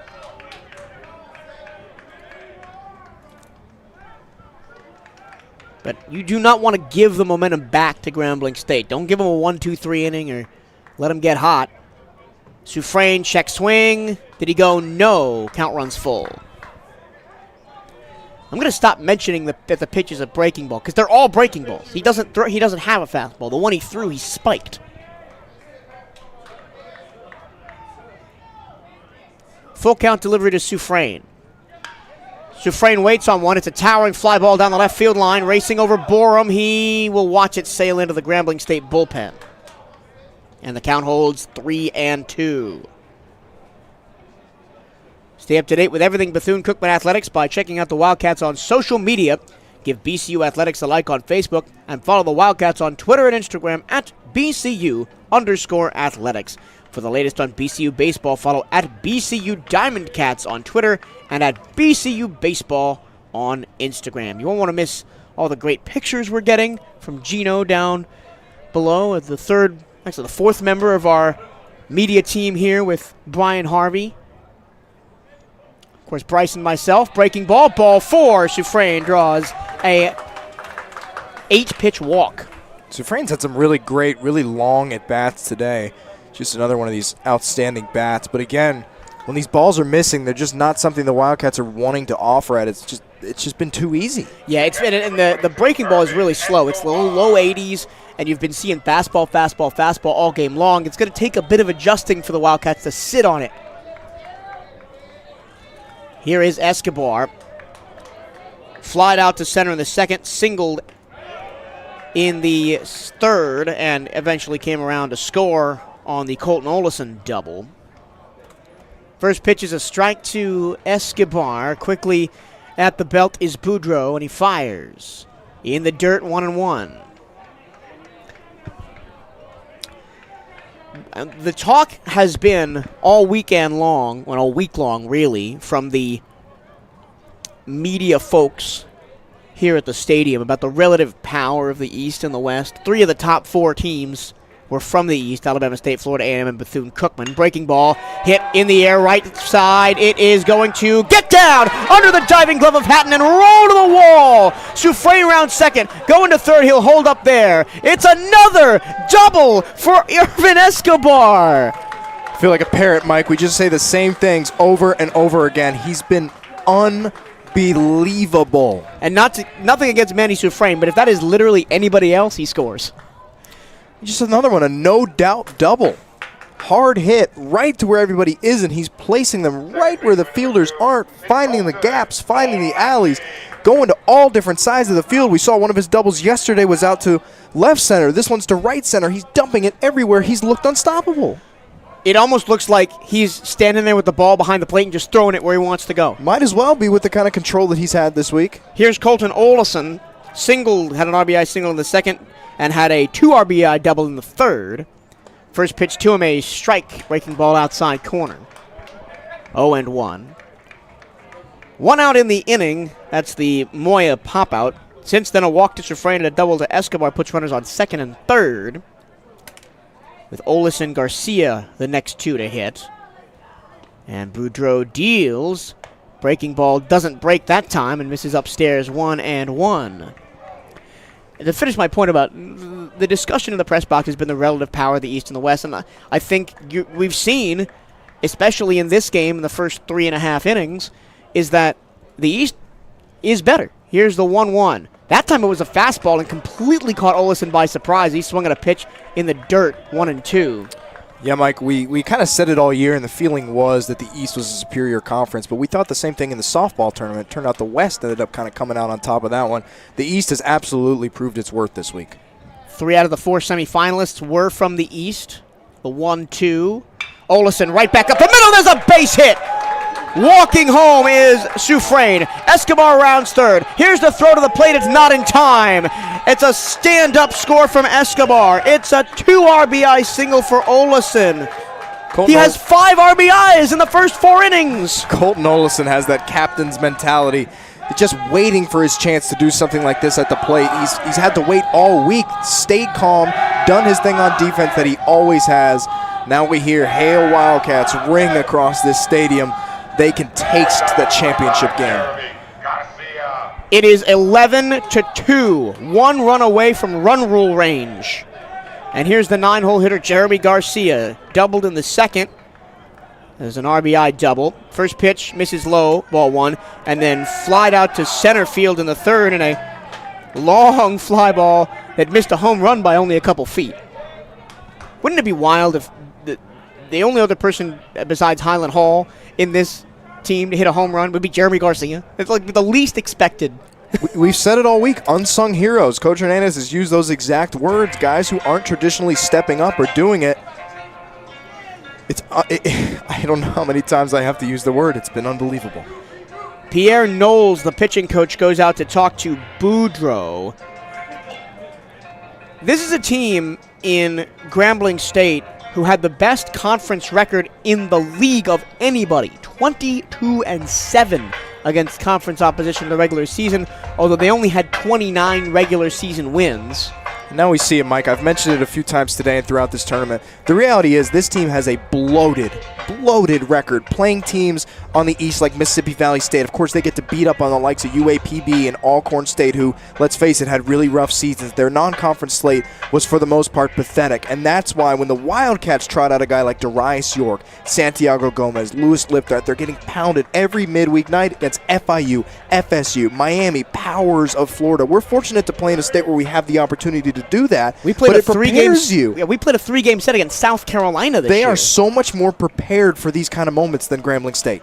Here is Garcia. Boudreau remains in the game. First pitch, actually second pitch low, 2-0.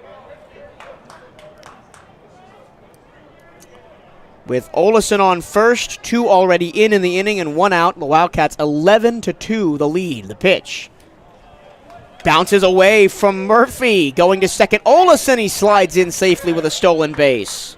Not sure if they'll give him a stolen base or a wild pitch on that one.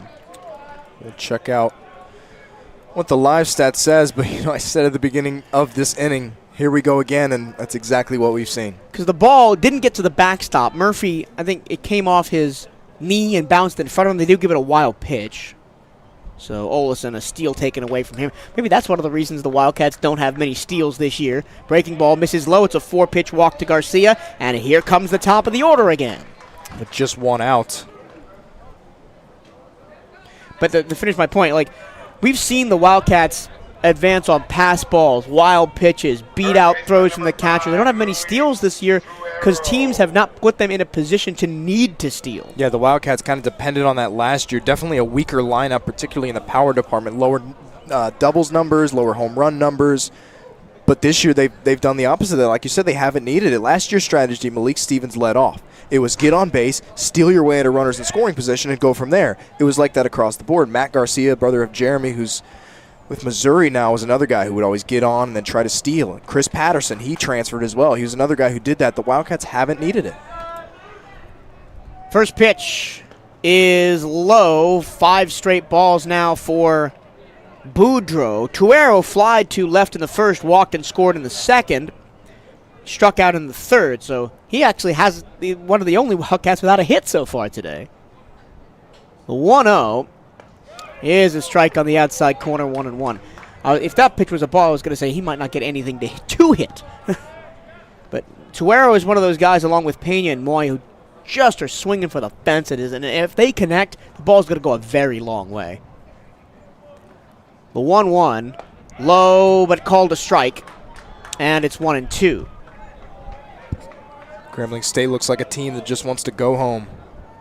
Of course, it is still the 4th inning. We have no idea what could happen. We have seen crazier things happen in this tournament. The 1-2, low 2-2. Still 2 guys warming up out there for Grambling State. You wonder if you might see some of the arms that threw yesterday, maybe the likes of Bryant or Boykins, who didn't throw that many pitches. The 2-2. Slow curveball outside, 3-2, a full count. There's still only 1 out in the inning. We will see Garrett Chun no matter what happens on this next pitch, except if he grounds into a double play.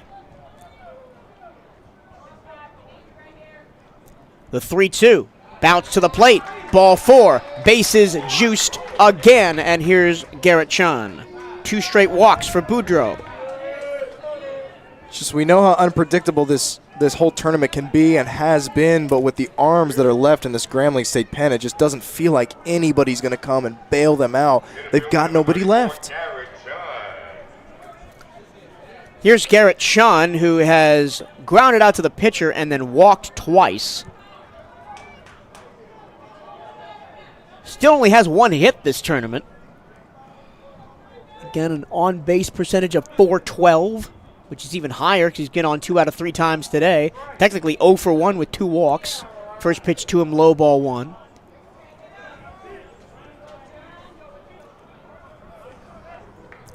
Wildcats just need 1 more run to push this into run rule range. But we need to get to the 7th and be up by 10 or more to go home early. Inside corner strike with the breaking ball, 1-1. Chun didn't agree, but he doesn't look too upset about it. On a picture-perfect day in Atlanta, pitch is low. The frame job from Murphy doesn't get the strike call, 2-1. And it's been perfect all weekend, Bryce. All 4 days have just been clear blue skies, wispy clouds, warm in the high 70s to low 80s. Just perfect spring baseball weather. Yeah, like you said earlier, this facility as well has been great. It's been perfect for us. We have a nice spot up here in the booth, a little roomier than we're used to at the Jack. It's all around. It's just been outstanding. I see no reason, all things being equal monetarily wise, that we are not right back here a year from now for the SWAC tournament. It is, man, it's a far cry. We were talking about the facilities. We're going to have the head coach come out, and I think we're going to have either a change of pitcher or a change of defensive positioning. This facility makes you realize that the levels to college athletics. We're here on the campus of Georgia Tech.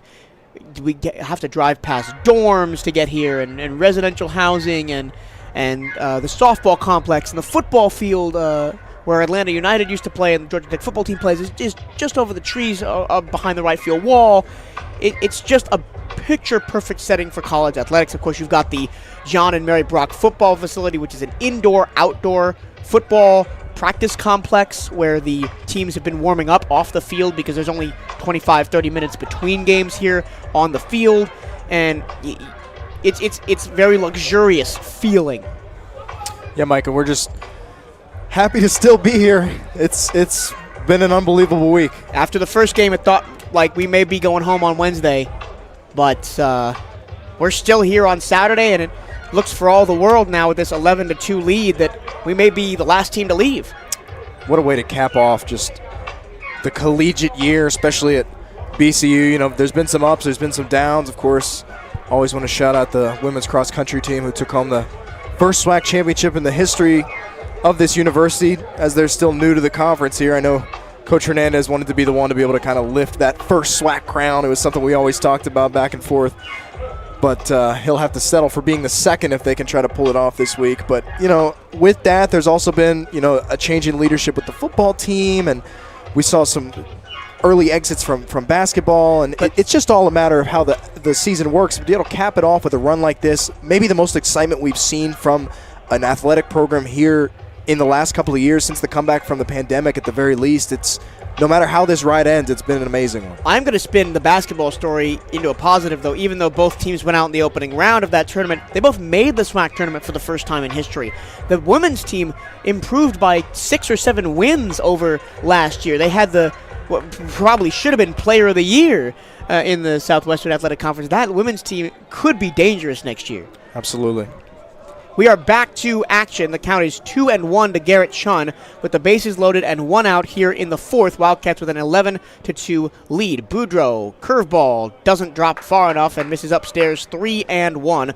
The Tigers have already walked in 3 runs today. 2 in the second and...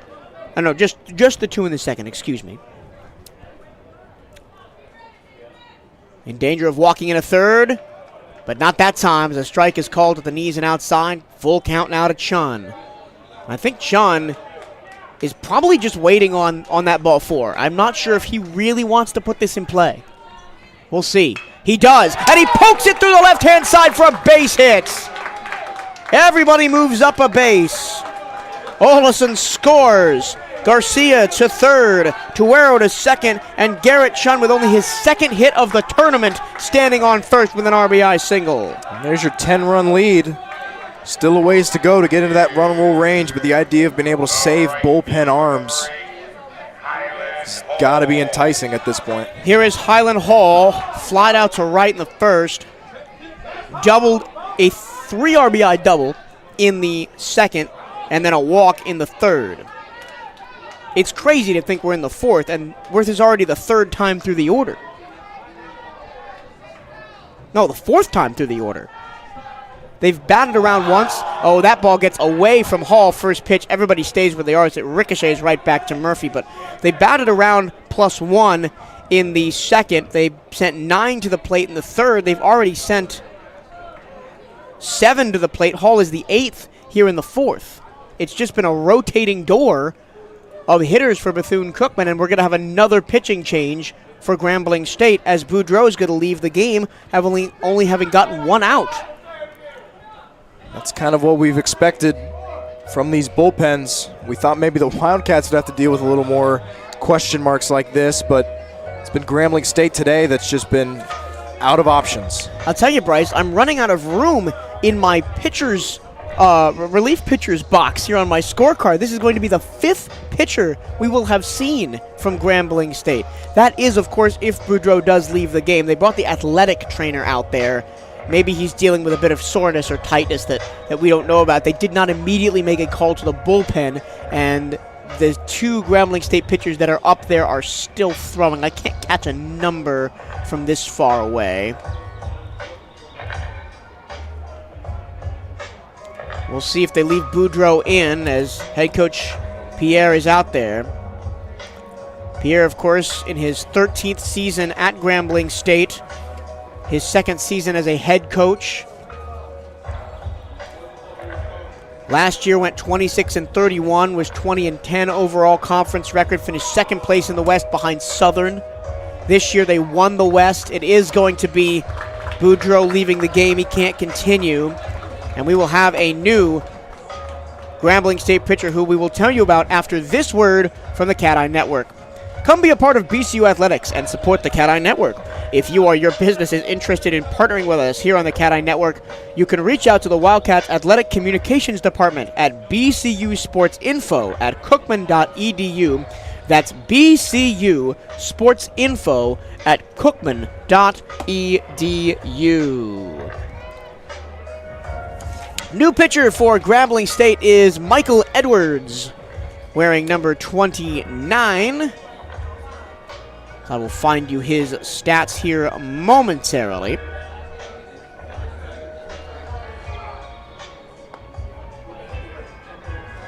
Edwards, he is not on my pitching chart. So this might be the first appearance of the season for, oh no, excuse me, this is 16 Brett Washington. No, that looks like 29. 29? I don't know why unless he's wearing a different number. That could very well be the logic here. 29 is listed as an infielder on the Grambling State roster. I'm guessing the video board is correct, and it's Brent Washington. Of course, we saw Highland Hall in 8 today, so it's not his traditional number either, so it could be. We will get confirmation on who is pitching. Right now, we are going to say that it is Brett Washington. I'll read you his numbers. Washington is 1-0 in 14 appearances with no starts. He's got a 10.31 ERA. In 18 and a third innings pitched, he's given up 21 runs on 26 hits, striking out 7 and walking 8. He's allowed 3 homers, 2 triples, 2 doubles, and opponents are batting .342 against him. If it is actually the listed 29, Michael Edwards, he is listed as an infielder, a sophomore from Harlem and a transfer from Coppin State. It is Washington. He's normally sports 16. He's in 29 today. A little bit of confusion there, but got that confirmed from the stat crew and our liaison over there, Brian Harvey. Honored and privileged to be part of the hardest working media team here this week.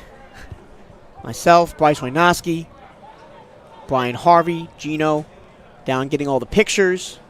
First pitch from Washington to Hall, skied foul, and it's 0-1. Hall flied out to right in the first, doubled and scored 3 RBIs in the second, and walked in the third. Breaking ball misses low and away, 2-1 now to Hall. Bases loaded, 1 out here in the fourth. Wildcats already with 12 runs on 12 hits in the ball game.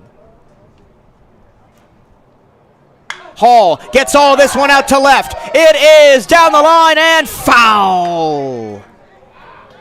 It would have landed in the yard. It didn't have home run distance, but it was foul by less than 2 feet because it landed in between that little space between the bullpen wall and the foul line. I don't think Hall missed a potential bases clearing double for the second time in the game by that much. That BCU dugout looks ready to explode. Hall just sat on that breaking ball and hammered it. Now the count 2-2. And Washington deals. Breaking ball hit off the end of the bat, foul. It was way out of the zone in the opposite batter's box, and Hall kind of threw the bat at it and made contact, staying alive in the game. Another one of a couple Power 5 transfers for this Wildcats team, and you see the talent. You see the glimpses, just how collected and calm and smart he is at the plate. The 2-2 gets all of this one. It's going to go foul. That hits, it hit off the football facility. That's the second time we've seen that. It was a foul ball that hit off the football practice field. Moya did that yesterday and missed a home run by a couple feet. And Hall's missed now 2 potential home runs by mere feet down the left field line. He is really hunting this. The 2-2. This time he hits it in the air to center. Moving over Burrell. It's actually going to be the right fielder, Hatton, who drops it. He dropped the ball. Everybody's going to be safe. Garcia scores. Tuero to third. Chun to second. And Hall in with another single. The left fielder, Hatton, there had a little bit of a conversation with the center fielder, Burrell, after that play. Should have really been Burrell's ball. I know it might be closer to Hatton, but that's the kind of ball your center fielder is supposed to call off, especially as it looked like he had it tracked so Hatton didn't necessarily make the run at it that he maybe should have or could have. Just another miscommunication. Here is Boris Pena now. First pitch outside. Pena singled and scored on the second. Struck out to end the second and popped out to end the third. So he's been the bad luck charm, if you want to call it that, for the Wildcats in this game. He's ended the 2 big scoring innings. He wants to keep this one going with the bases loaded and 1 out. Washington deals way outside. 2-0. No, excuse me, 3-0. I missed the first pitch.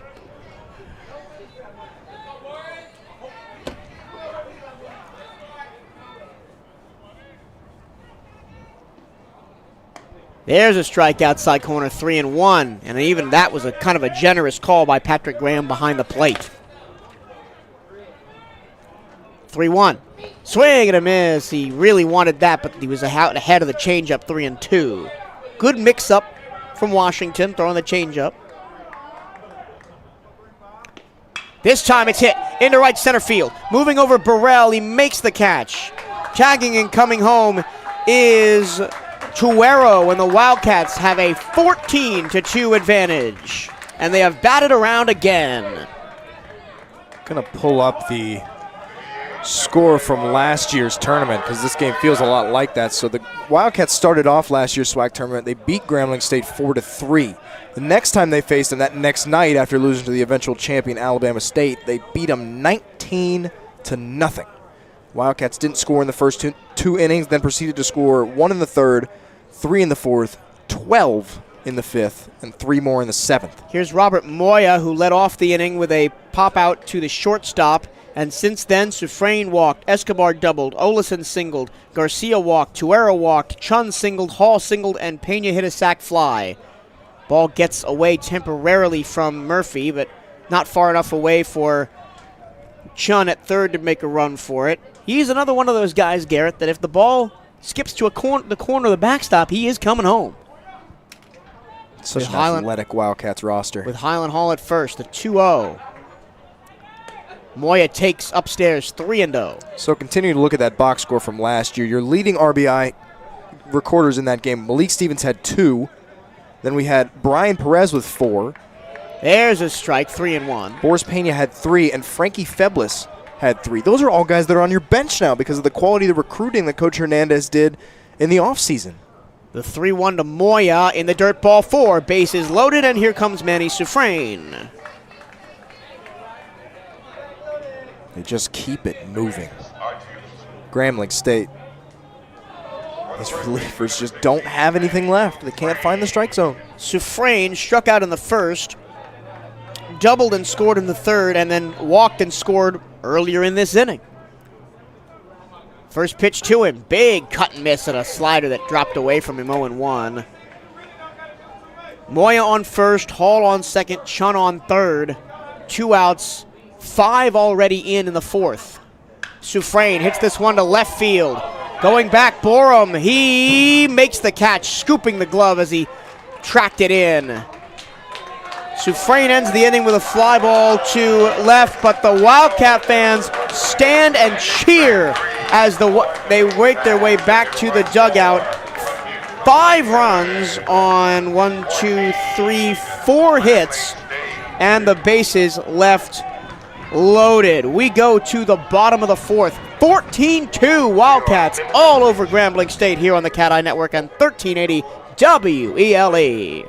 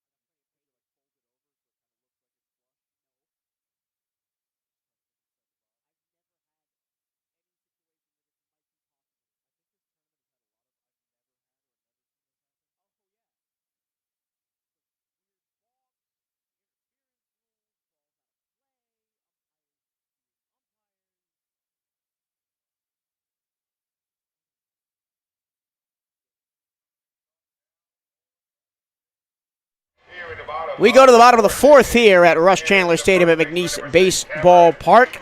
Cameron Bufford leads off for Grambling State. The Wildcats have a 14-2 lead as Santiago Gomez continues to be on the hill.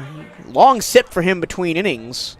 Let's see what he can do. First pitch to Bufford is a strike at the knees, 0-1. We have seen Grambling State hit the ball hard. They've hit the top of the wall twice. They've flied it out deep to center and left a couple of times, but everything has been within the purview of this Wildcat defense. Perfect slider. Catches the outside edge, 0-2. Right now, I think they're just thrilled to be sitting in the dugout. Gomez, the 0-2. Escobar sets up outside. Bufford, does not offer at it. And it's 1-2. But we've seen it every time a Wildcats pitcher gets ahead 0-2, they're ripping that fastball to the outside. He might do it again here with the 1-2. Here's the pitch.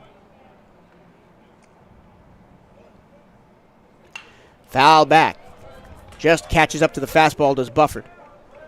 What a luxury it is for the Wildcats to have such a leash on Gomez now. May very well see a complete game if this one ends up in a run ruler. Certainly trending that way. 1-2. Strike three called on a breaking ball inside corner that completely crossed up Bufford. And would you believe it, that's the first strikeout of the game for Santiago Gomez. It feels like the Wildcats have been at the plate so long we've hardly seen the guy. Hatton's going to argue his case with the home plate official, but he's going to have to head back to the dugout. It was a good breaking ball, but it's just another example how the Wildcats are kind of getting every call, every 50-50 balls going their way. There's just something special about this team. Here's Trevor Hatton, who has the only 2 RBIs for Grambling State today. Pops one up high in the air, foul territory, left-hand side. It will make the seats. Ooh, that was close. It bounced off the top of the dugout, so barely made the seats. Grambling State team has fallen into a rut here, just trying to be overly aggressive, swing early, try to get anything to go their way. As I mentioned, he has the 2 RBIs for Grambling State today with a 2 RBI triple to the deepest part of left center field. It hit off the wall, missed the home run by inches. And at that point, we were kind of worried because at that point it was 2-0. They were hitting the ball hard, and then the Wildcats came to the plate in the second and said, nah, absolutely not. We're taking this game over. Pitch gets to the backstop and the count 1-1. Hatton in the tournament is batting .214 in 14 at-bats. 3 hits, 1 run scored, and 2 RBIs. That ball, nice stab at third. Throw across the diamond by Tuero. What a defensive play. That was incredible. Your offense feeds your defense. When the bats are going like they are, everything goes like that. Another incredible grab. This Wildcats defense is outstanding. There isn't a facet of the game the Wildcats have not dominated today. And how about the mental fortitude from Luis Torrero? We have seen him make errors on exactly that same play multiple times this tournament. That time he stayed patient. He moved his body to the ball. He picked it up and fired across to first. First pitch, a strike as Jose Vargas turned to bunt, pulled back. And back on Tuero, we saw Brian Perez come in, and I was talking with Coach Hernandez to kind of confirm. He's been kind of a defensive replacement a couple of these last 2 games over there at third. Chop foul on a check swing, count 0-2. If you figure things may get dicey in a potential championship game, to be able to keep a bat like Tuero out there, not have to go to that defense, he's by no means a liability. 0-2 the count to Vargas. 2 outs here in the bottom of the fourth. Gomez deals. Just missed high. And from our angle, which is a little bit off the plate, I couldn't tell where that missed. If anything, it was just a little bit upstairs. Vargas stays alive, the count 1-2. From the windup, Gomez deals. Swing and just got a piece of a ball in the dirt. 1-2, the count holds. There's no excuse here for Gomez to not be constantly pounding the strike zone, attacking hitters. If you let up a base hit, if you let up a run here or there, nothing to lose. Let your defense work. They've been doing it all game and all year. That time he tried to get the breaking ball and missed high, 2-2. This has been the weak point for Gomez. He gets ahead 0-2 and then just can't finish guys off. Lets them hang around and counts. 2-2. Strike 3! Called on the outside corner. Vargas gets rung up, and he has some words for home plate umpire Patrick Graham. Graham looked back as Vargas walks to the dugout. Immediately, the coaching staff for Grambling State out to defend his guy. And that's the end of the inning. We'll talk about this more in the next inning. We got to go to break. This is BCU Baseball on the Cat Eye Network and 1380 WELE.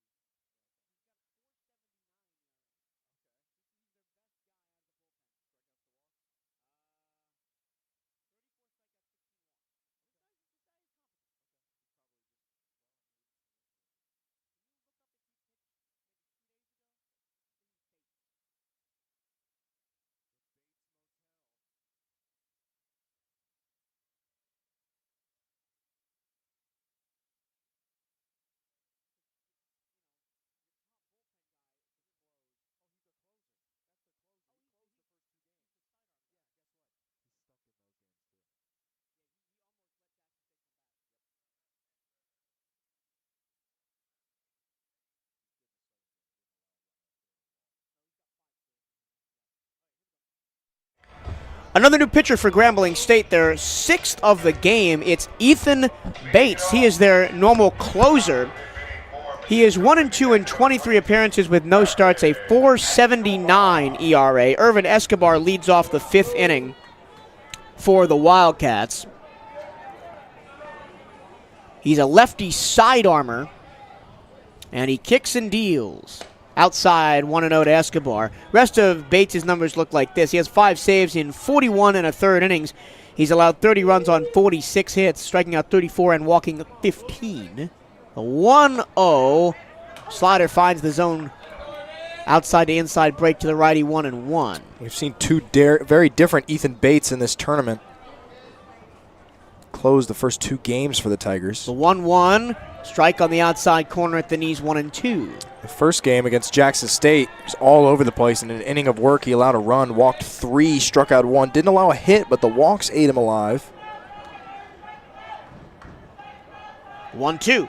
Escobar swings and misses, and that's the first strikeout of the tournament for Irvin Escobar as he goes down, 1 away. It's closer to the Ethan Bates we saw in the second game against Southern, where he went an inning, completely clean inning, didn't walk anybody, didn't allow a hit, didn't have any strikeouts, but took him only 6 pitches to retire the side and close that game out.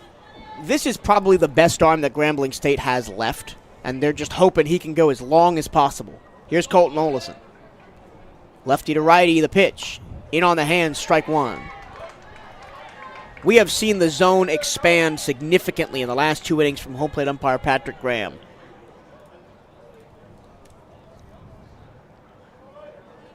Olison stands back in, the 0-1. Check swing, did he go? Yes, and it's 0-2. See, I think the batter should be able to challenge to the first base umpire to see if he went, and not just have to go with it. Here's the 0-2, tip foul behind the plate, count holds 0-2, because it looked like Colton Olson did not swing. It's an interesting concept. I kind of think worst case scenario with it. I wonder if we don't see that mean that everybody's challenging every time there's a check swing, just for the heck of it. Mm-hmm. The 0-2, Olesen in on the hands, hits high in the air to right field, not deep. The second baseman, Walker, stands under it and makes the catch, 2 away. It's the rare 2-out start for the Wildcats we haven't seen today, save for that first inning. Yep. Here's Jeremy Garcia. Doubled and scored in the second, flied out to center in the third, walked and scored in the fourth. And this is the first lefty that Bates will have to face. Strike on the inside corner. And I'm going to finish my thought about the home plate umpire, Patrick Graham. The strike zone has increased.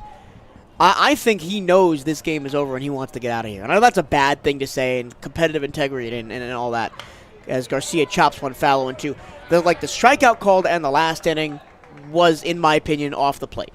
The 2 strikes or the 1 strike to Garcia and the strikeout of Escobar were, in my opinion, off the plate.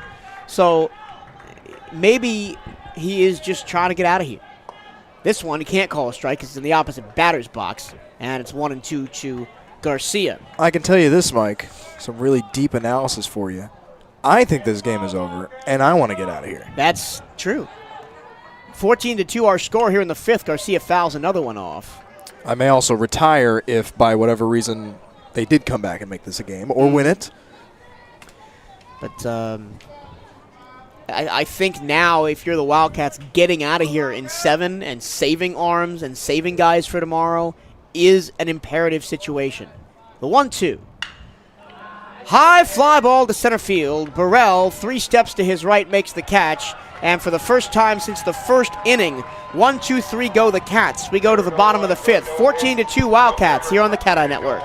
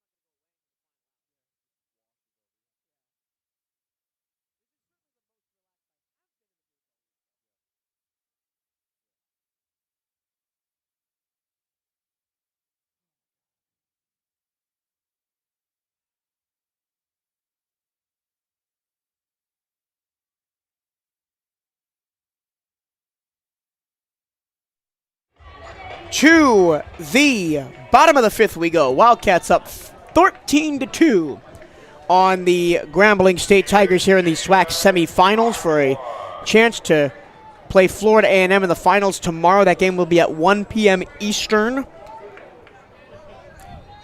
Here is Dalen Ardoin, who came in to play third base couple of innings ago. This is his first trip to the plate in relief of Jacobs Gurishard, and he hits this one sharply into left field. That's going to get down and roll to the wall down the left field line. Ardoin going to second. He's in there with a stand-up double to lead off the inning. 3rd hit of the game for Grambling State. Santiago Gomez, that was pitch number 60 for him. There is a little bit of activity over there in that BCU bullpen, but Coach Hernandez is going to want him to really leg it out here. Got a lot of leash to work with.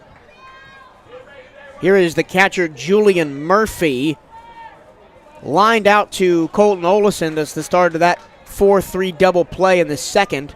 That's where really the avalanche started for Bethune-Cookman, is that great defensive play by Colton. First pitch, a ball low, and it's 1-0. Okay, interesting. Well, we've got some guys warming up, so we may see some pinch hitters pretty soon. Brian Perez, and it looks like Derek Centrone is also warming down there. Outside and low, 2-0. The count on Murphy.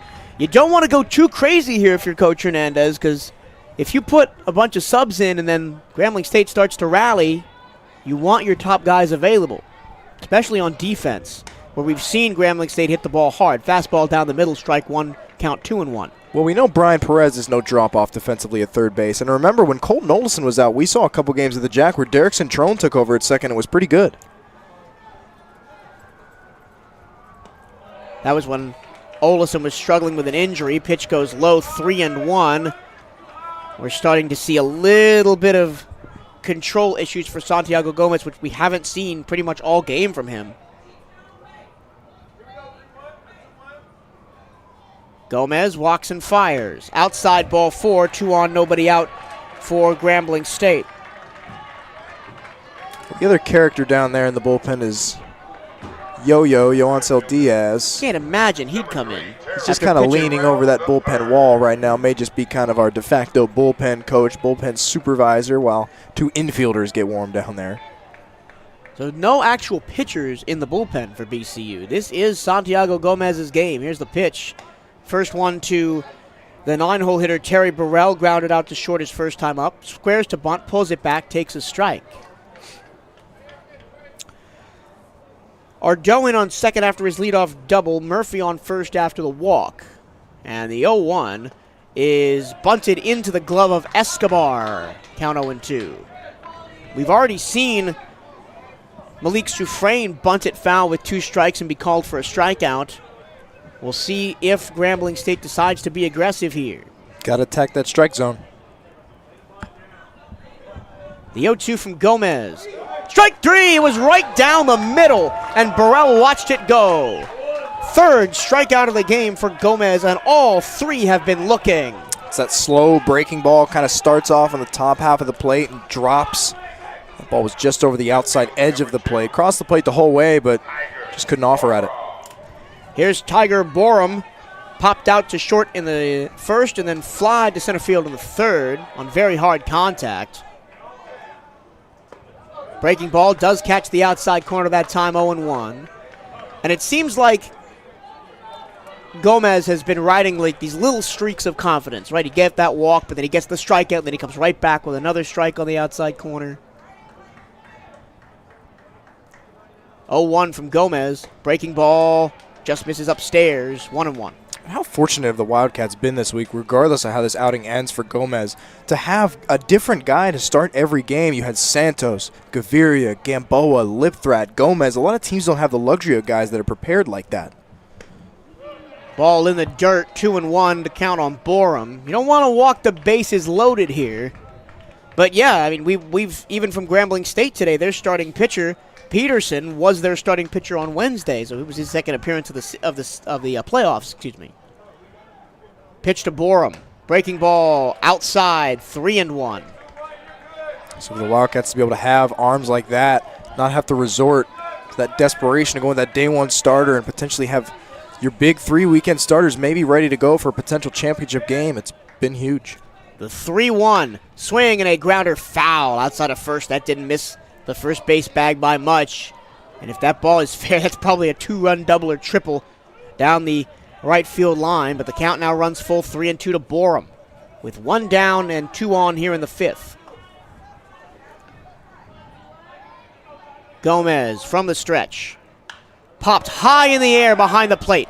Escobar hunting for it in the sun. He will make the catch behind his head, and there's 2 outs in the inning. He gets a fist bump from his pitcher as he walks back to the plate. Best case scenario play for the Wildcats there. Escobar has always been so great tracking down those big pop flies behind home plate there. He's just so cool and collected. Never looks like it's out of reach. Here's Kyle Walker, doubled and scored in the first off the 2 RBI triple by Hatton. And then flied out on hard contact to left in the third. Missed a home run by not that much. But Pena was right there to make the play. First pitch, a ball low. As I find it interesting now that the strike zone has kind of tightened up a bit, where in the last 2 innings it was a little bit expanded. It's just kind of been inconsistent. 1-0, chop towards short.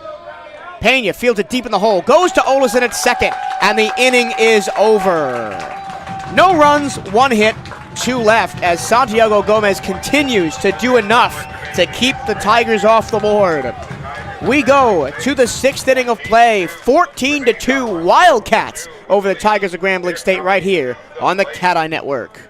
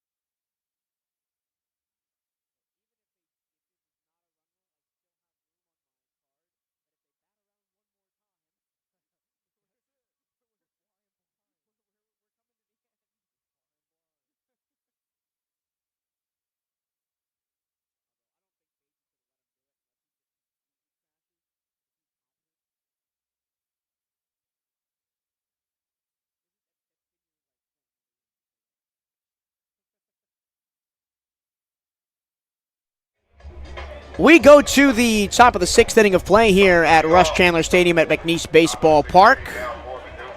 Bethune-Cookman leading 14-2 against the Tigers of Grambling State. Trip to the SWAC championship game on the line. Ethan Bates back out pitching for the Tigers. The lefty side armor deals and gets a swing and a miss on a slider from Luis Tuero.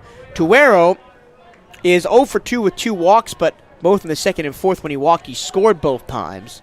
He's one of the only Wildcats without a hit today. Fastball catches the zone. We got Malik Stevens on deck, so it looks like we're going to get some rotation of the Wildcat lineup here in the 6th, as Coach Hernandez is just going to get some fresh guys in there. Check swing from Tuero, ball goes low, 1-2. We may see a straight swap of Malik and Garrett Chun out there in center field. Chun's had a long week out there defensively. He's been outstanding, but probably needs a little bit of a blow if he can get it. The 1-2, Tuero swings and misses for strike 3. Second strikeout for Bates. Sat down the Wildcats 1-2-3 after coming in to start the 5th. And now here is Malik Stevens.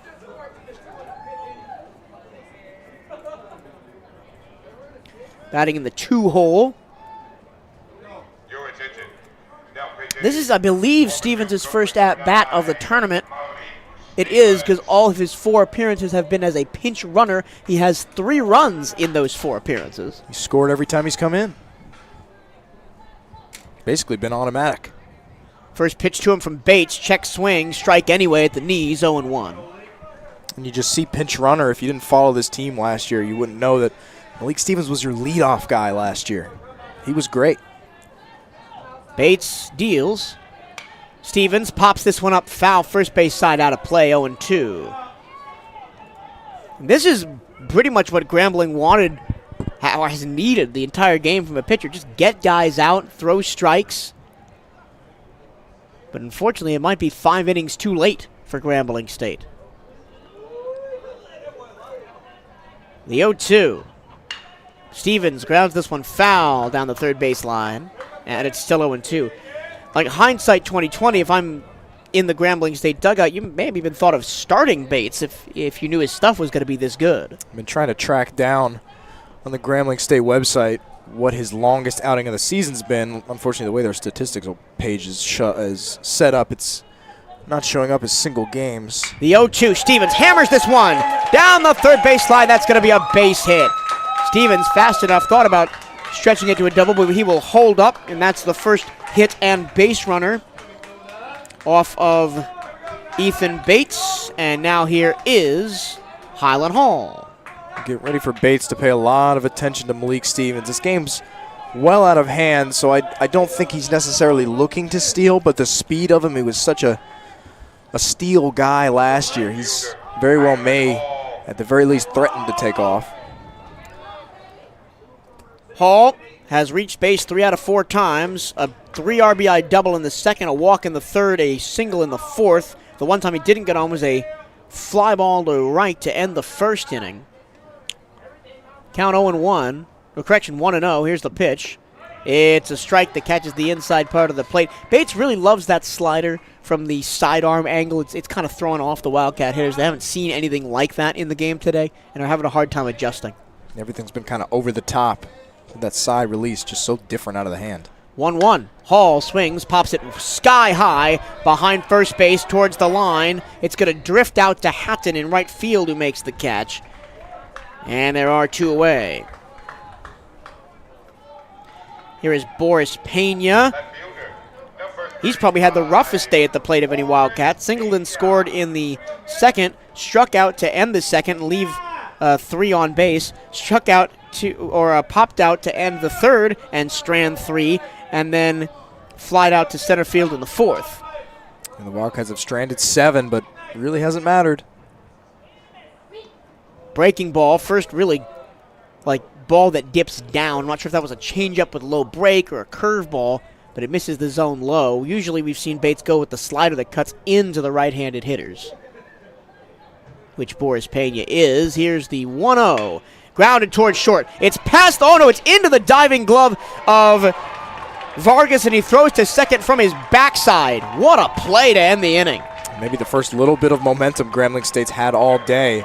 It's still got so much work to do. I don't know how much good it's going to do. Fielder's choice from Boris Pena. He's ended his 3rd inning of the game. No runs, 1 hit, and 1 left. And we go to the bottom of the 6th. Wildcats still hold a 14-2 lead over Grambling State here on the Cat Eye Network and 1380 WELE.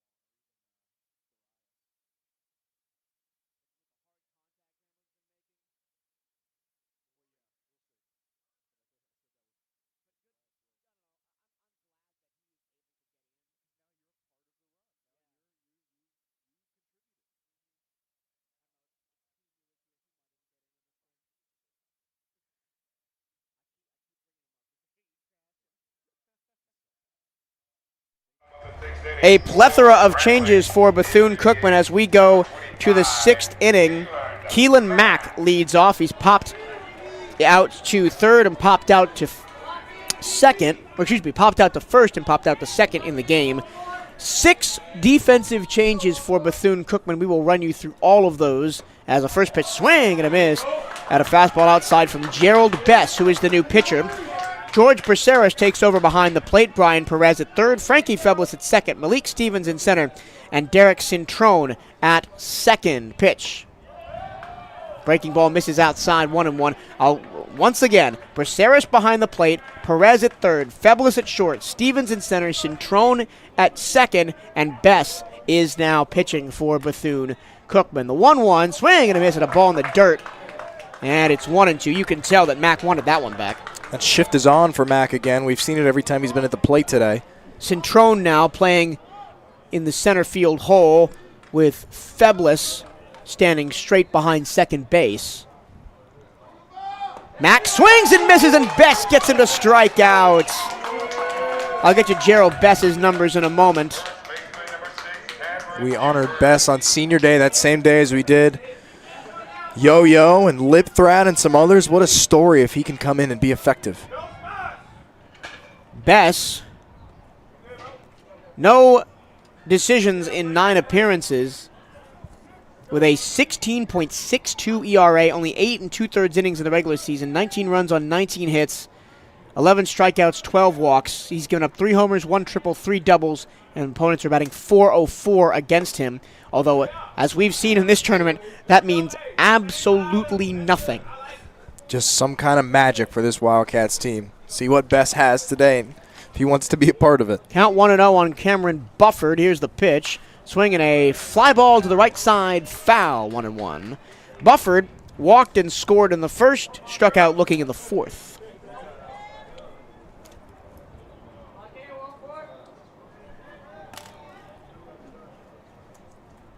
Bess from the stretch, the righty deals. There's a strike down the middle, and it's 1-2. Bess missed all of last season, was kind of banged up, was a, I guess, glorified bench coach just because never got a chance to appear, didn't really get to throw much. Finally got his senior season back. The 1-2, ooh, missed badly with a breaking ball. It went over the head of Bufford in the right-hand batter's box. Good snap by George Braceras to keep it from going to the backstop, although there's nobody on base, so it doesn't matter too much. Here's the 2-2. Bess from the stretch walks and fires. Swing and a miss! And a fastball at the knees. And there's 2 straight strikeouts for Bess as he pumps his fist and stares down Manny Sufrain at first. I should just only imagine how fired up everybody is in the dugout to see the vice president of the Student Athlete Advisory Committee, a guy who just has not spent a lot of time on the mound, hasn't been effective this year, mowing through the first 2 batters of this inning. Here's Trevor Hatton. He has the only 2 RBIs for Grambling State in the game, with the 2 RBI triple in the first that scored Walker and Bufford.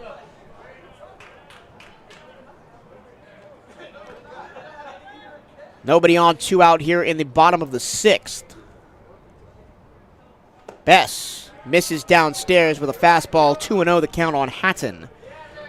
If this score holds, the Wildcats would only need 4 more outs to get out of this one, as a 7-inning, 10-run rule is in effect, with the Wildcats up by 12. Bess deals. Ground ball up the middle, base hit. And Bess kind of put that one right over the heart of the plate. He was down in the count 2-0, and Hatton gets only the 4th hit of the game. He has half the hits of his entire team today, and there's 1 on with 2 down. That's why if you're pulling for Grambling State, you got to hope you don't see any more of those big looping swings, not trying to do too much. It's going to take a lot of base hits to even think about sneaking back into this game. Here is Jose Vargas, flied out to center in the first, struck out in the 4th. First pitch to him, strike outside corner with the fastball, 0-1. Vargas has kind of been like Boris Pena on the Wildcat side today. Both of his outs have ended the respective inning. Left 2 on base in the first. Pitch. Down low, 1-1. It's hard to imagine a time in this game where we were scared But at the end of the first inning, they had just scored 2 runs. We didn't really know how it was going to go. Here's the 1-1. Swing and a chopper towards first. What a snap by Soufrain, and he lands on first base in one fell swoop, and that's the 3rd out of the inning.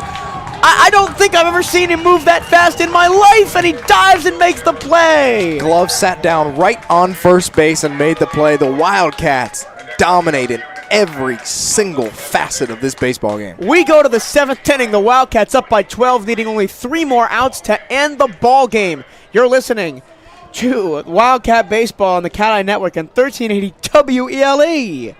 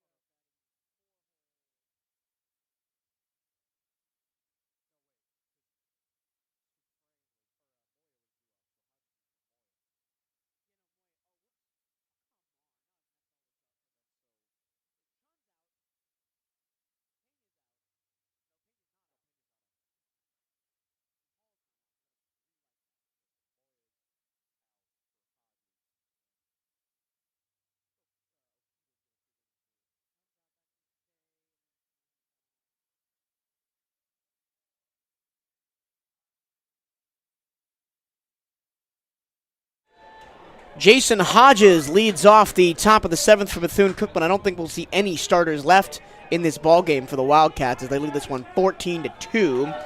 Evan Bates still on the mound in his 3rd inning of work for Grambling State. Fastball, slider in on the hands for a strike. Bates now in his 3rd inning has gone the longest of any Grambling State starter in terms of outs gained. Hodges watches a ball low, and it's 1-1. I'll find you some statistics here in a moment. Jason Hodges batting .222 on the season. 20 runs on 20 hits, 2 homers, 12 RBIs. And the pitch. Breaking ball, strike, outside corner, 1-2.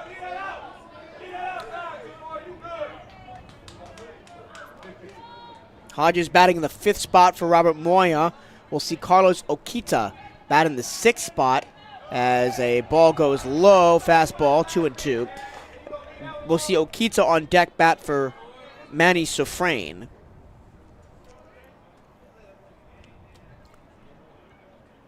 The lefty side armor deals. Hodges, ground ball up the middle, kicks off the foot of Bates. It goes to the shortstop. His throw to first is not in time, and it's an infield single for Jason Hodges.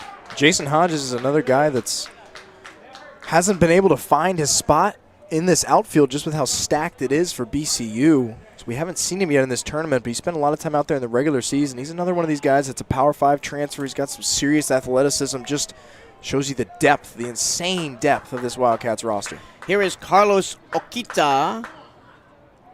Okita batting .238 on the season, only 14 appearances.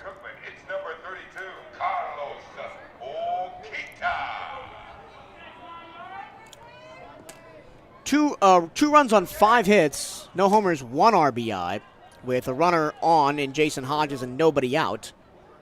First pitch from Bates is low, 1-0. And then who is on deck here? It's going to be George Braceras. Took over for Braceras over from Escobar. Escobar probably tired from carrying the team on his back all week. Gets a couple innings of rest. Okita watches another one low, 2-0.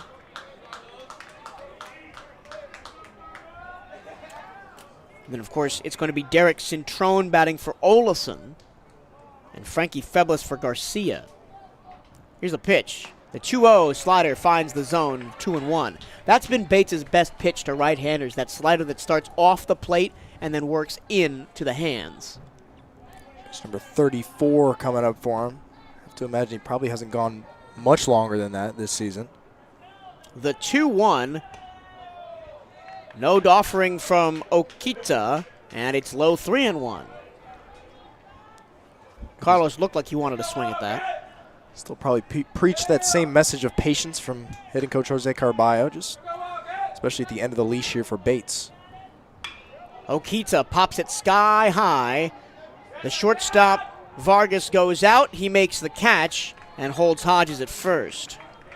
See some better communication that time from the Grambling State outfield. Shortstop clearly calling for that ball. If it dropped in, I think you can question whether or not it should have been Tiger Borum's ball out there in left field, but either way, they record the out, and that's all that matters. Here is George Braceras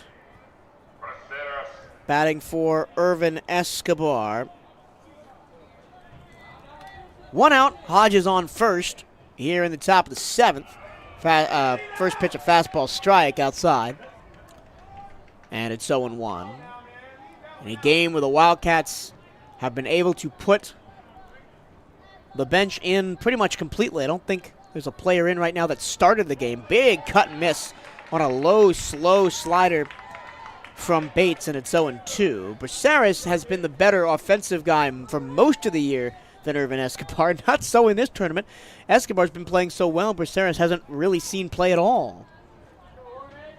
The 0-2, Braceras swings and misses at another nasty breaking pitch, and there's 2 away. With nobody in that Grambling State bullpen, kind of has all the makings here. They think they're just going to ride Bates till the end and take that run rule result and head home. Here is Derek Cintrone. The right-hand hitter awaits the first pitch from Bates. It is a strike in the count, 0-1. Cintrone batting just 140 on the season, 43 at-bats. 5 runs on 6 hits. No homers, 5 RBIs. No extra base hits for Cintrone, for that matter. And he swings and misses. Didn't catch up to the fastball. Now Bates is kind of feeling it as he is trying to mow through this rotated Wildcat squad.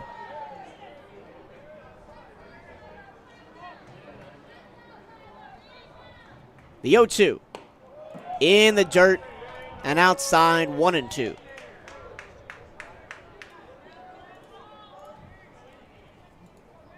Wildcats trying to advance to their first ever Southwestern Athletic Conference title game.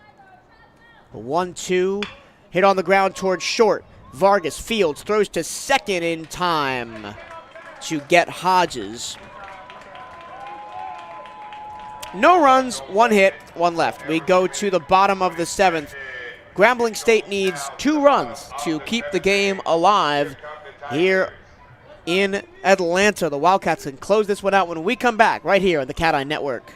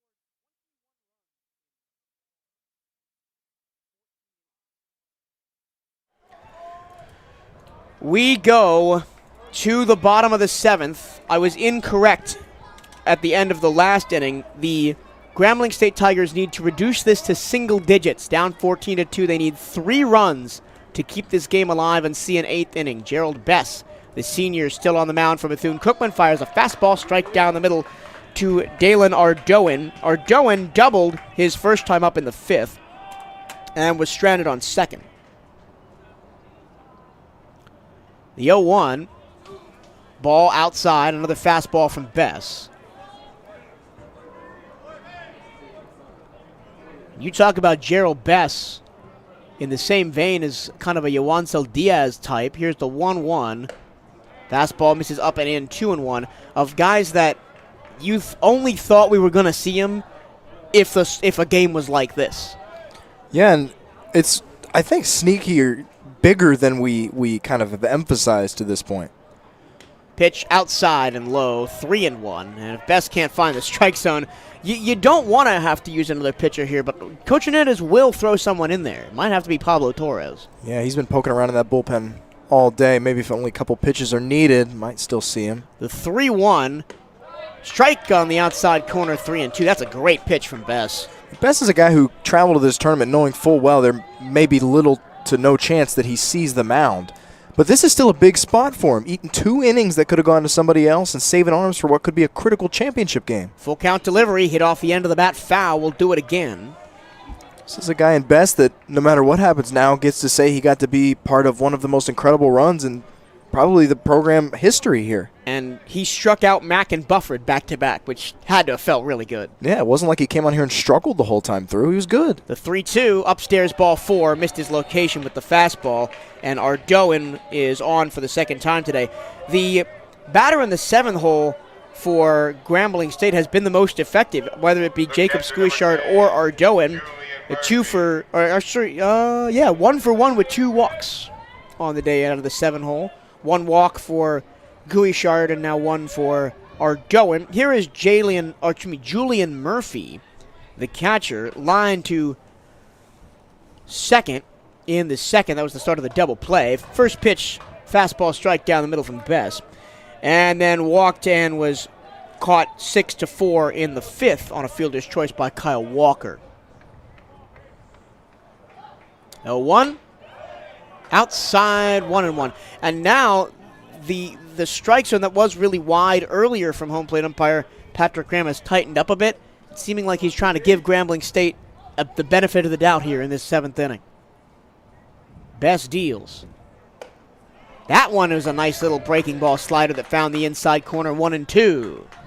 And if Best wants to get out of this game and finish it off, he's got to keep attacking that strike zone. Don't have to worry about a base hit here or there. It's fine. You got runs to play with even for that run rule finish. 1-2, winds and fires. Ground ball towards third. It is foul. Nice stop by Perez over at third. He might have had a play even if that ball was fair, as he raced over and grabbed the ball just on the left side of the third base line. The wind, as it has done a lot here this week, has completely changed direction. For the most of the game, it's been blowing hard out to left. Now it's either not doing anything or blowing out to right. Ground ball, third base side, foul again. Let me reverse that. The wind was blowing out to right, now it is blowing out to left. If anything at all, it's very still out there. We've seen that wind today keep a couple of balls in the yard that maybe should have been home runs. The triple by Hatton, the double by Walker in the first inning. Bess is 1-2 to Murphy. That was way out of the zone, but it was swung on and fouled off the end of the bat, and will do the 1-2 for the 3rd time. Yeah, we've seen that same approach from the Wildcats all week. Attack early with strikes. We've seen them go low and away a ton this week trying to get the swing and misses, and we see there another offering at it.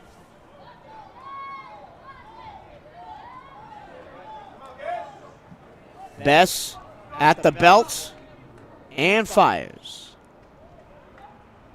Ball in the dirt. He's just, it was that slider curveball in between thing again, just trying to get a swing.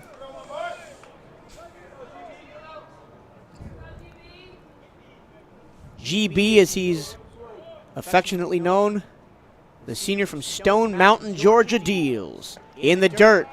Count goes full 3-2. And now it feels like the pressure's starting to get to him a little bit because he was so good in that one inning in the 6th. And now he's just trying to do too much, it feels like. Well, this is a big pitch for him. The 3-2. In the dirt, ball 4, and 2 straight walks for Best to lead off the inning. Murphy looks over his dugout and claps, trying to give some kind of energy boost to his team. And I think this might be the end of Best, as here out comes Jonathan Hernandez. I kind of expected this if Best started to struggle this inning because the Wildcats want this run rule. They want to get out of here. They want to go back to the hotel, have a nice dinner. And you figure, too, with a lot of arms are going to be available tomorrow, if you have to throw a Pablo Torres right here, you still have your closer, Yohan Gonzalez. You've got every starter that's available. You've got Nolan Santos will make the start. You've got Gaviria ready to come out of the pen. You've got Gamboa could very well feature if you needed him. You've got some options. Machad, we may see him activated again. You've got some stuff to play with. If you have to burn a Pablo Torres, it is what it is. Long talk between Hernandez and Best. He hasn't asked for the ball yet. There's nobody throwing in that pen. I figure we've seen Torres warm up enough. It probably wouldn't take more than a couple of tosses to loosen him up again. Home plate umpire Patrick Graham is now out as a part of that infield huddle for the Wildcats, trying to just hurry it up a little bit. Advertise with us here on the Cat Eye Network. BCU Athletics is offering sponsorship opportunities across the Cat Eye Network. Come partner with the best of Wildcat Nation. For more information, you can reach out to Bethune-Cookman Athletics Communications Department at bcusportsinfo@cookman.edu. That's bcusportsinfo@cookman.edu. Gerald Best remains in the game with 2 on and nobody out, both via walk here in the 7th. Ardoin at second, Murphy at first, and now here is Terry Burrell. Oh, nope, it's a pinch hitter. Nasir Frederick.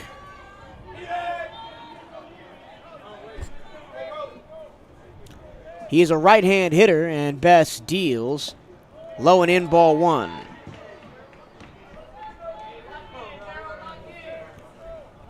Santiago Gomez is booking it down the line, down to the bullpen. I don't know what he's doing, trying to recover some equipment maybe. Best is 1-0. Inside. And Frederick represents the potential game-extending run. Because remember, the Tigers down 14-2 need at least 3 in the inning to keep the game alive. He's ahead in the count. Run. I didn't think I'd have to say that today, but here we go. Funny. That's where we find ourselves today. Best is 2-0. Inside corner, called a strike. Ooh, that was a lucky strike call there for Best. I thought that one was pretty far inside. Irvin Escobar down there in that bullpen. Nasir Frederick is a .241 hitter, 24 runs on 21 hits, no homers, 16 RBIs, 4 doubles, 1 triple on the year. In the dirt, 3-1. I think if another batter walks, he has to take Best out of there. Still haven't seen anybody up, and you'd figure, oh, there we go. There we see, well, no, it's still Yoancel Diaz kind of just loafing it around there, not up and throwing, really. Well, he is going to grab a ball. 3-1. Strike. Straight down the middle. Count goes full. Yeah, it looks like it's going to be Yo-Yo out there. He's got the glove. He's just picked up a ball. Irvin Escobar's down there to catch. We saw Diaz throw yesterday in the Southern game in the afternoon. But 24 hours later, Yo-Yo may be back on the field. Here's the 3-2 from Bess. Just missed the plate outside, ball 4. 3 straight walks, loads the bases for Grambling State. Top of the order coming up. And that's got to be the end now for Bess. As here comes Coach Hernandez again.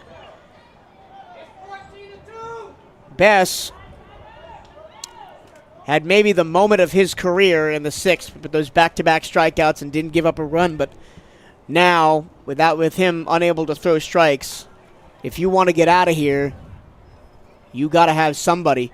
It's funny. You can hear some of the crowd chirping in between. I'm not sure if you can hear it on the crowd mic or not. Somebody yelled, "It's 14-2," kind of I know, what are we doing? I don't think they realize that if we get 3 more outs here, this game is over. Bess actually looks like he's holding his shoulder maybe, and I think they do the injury song and dance just to give, at this point, Yoancel Diaz more time to warm up in the bullpen.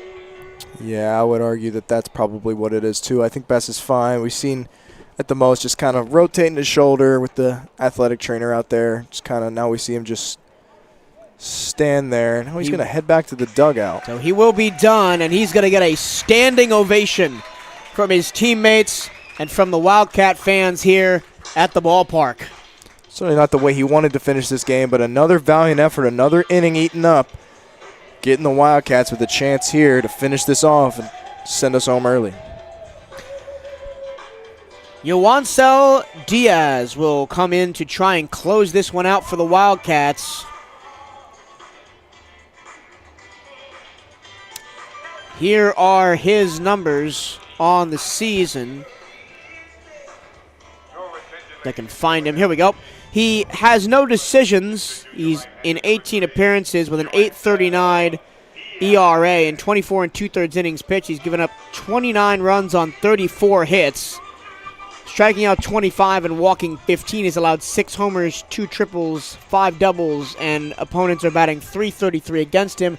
But I think more importantly, in the tournament, 3 innings, gave up 2 runs on 4 hits, struck out 4 and walked 1 against Southern yesterday, and really kind of settled the ship down when it looked like the Jaguars may be about to mount a comeback. Yeah, I don't even think those numbers really do justice just how important his appearance was. He came in with runners on first and second, I believe.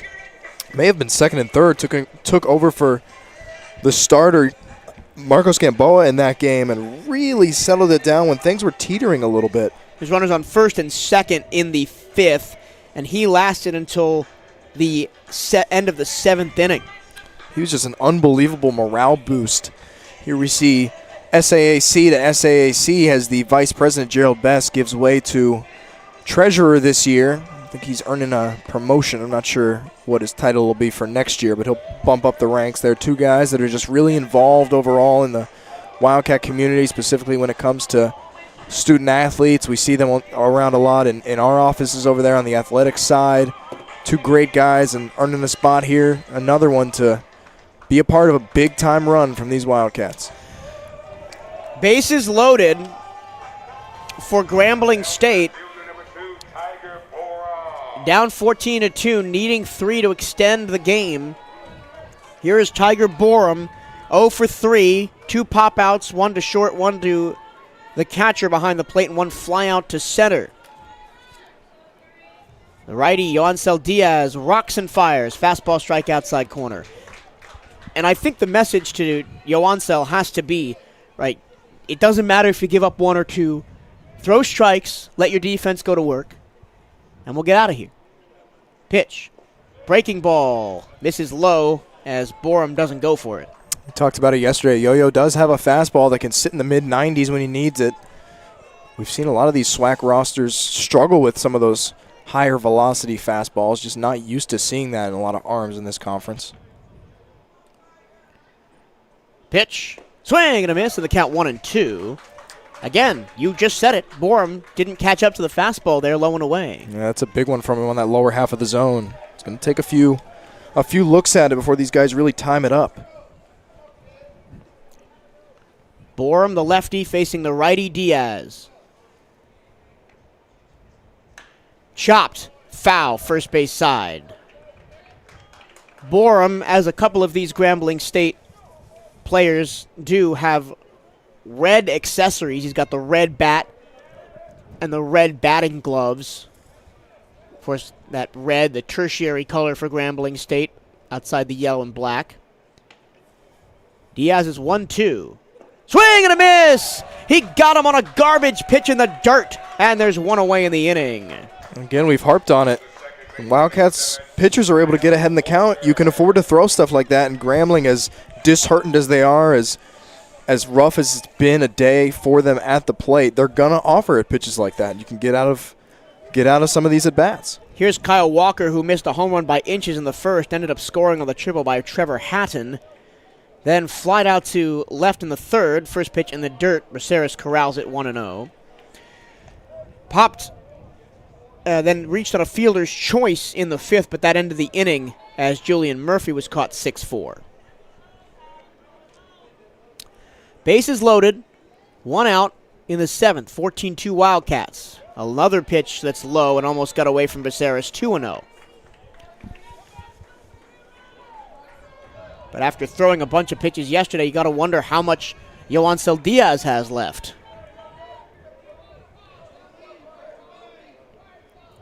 He's just trying to get out of this game, is Coach Hernandez, and save as many arms for tomorrow as possible.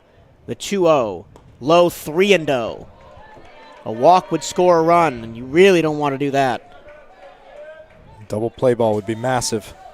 At this point, he's just got to throw a strike. Diaz at the belt from the stretch, the 3-0 to Walker. Ball 4 and a run scores.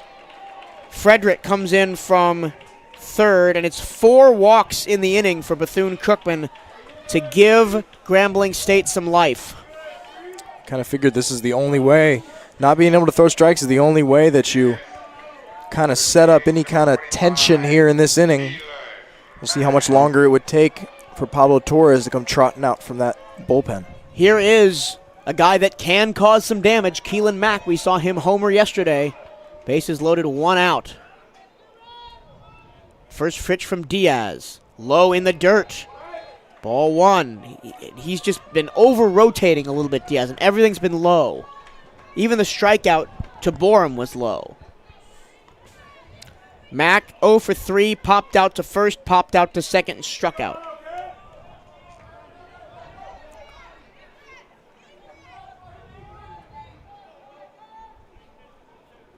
The 1-0 in the zone. 1-1. 14-3 our score.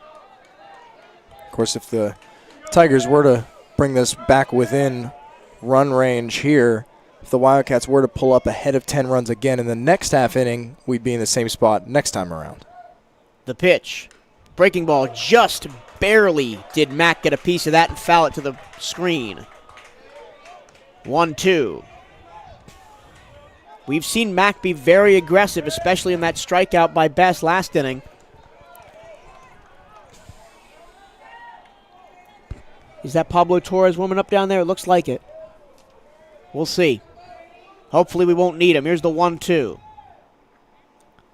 Swung on and fouled off his foot. Mack walks around in some obvious discomfort. He is wearing a ankle guard on the lead leg, which may have saved him from doing any damage to that. Count holds 1-2.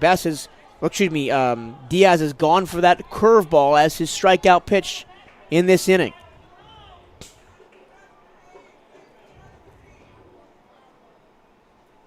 The 1-2. Swing and a miss! He got him with another pitch in the dirt as Mack was being over-aggressive, and the Wildcats are 1 out away. Diaz gives a big point to his man behind the plate, George Braceras. Here's Cameron Bufford. Walked and scored on the triple by Hatton in the first. Struck out in the fourth, struck out in the sixth. Bases loaded. Grambling needs 2 runs or this game is over. The first pitch from Diaz, swinging a foul right at home plate, 0-1. And I wonder how much of this crowd here realizes that this game could end with any pitch here. Maybe a little confusion when everybody starts to run off the field. There was a ball, I think, stuck underneath the padding behind the plate, and Coach Hernandez is walking out and retrieving it. The umpire behind the plate was like, "What are you doing?" And Hernandez pointed, like, "There's a ball back there." And the umpire goes, "Oh, okay, go get it." A bit of an interesting interaction there.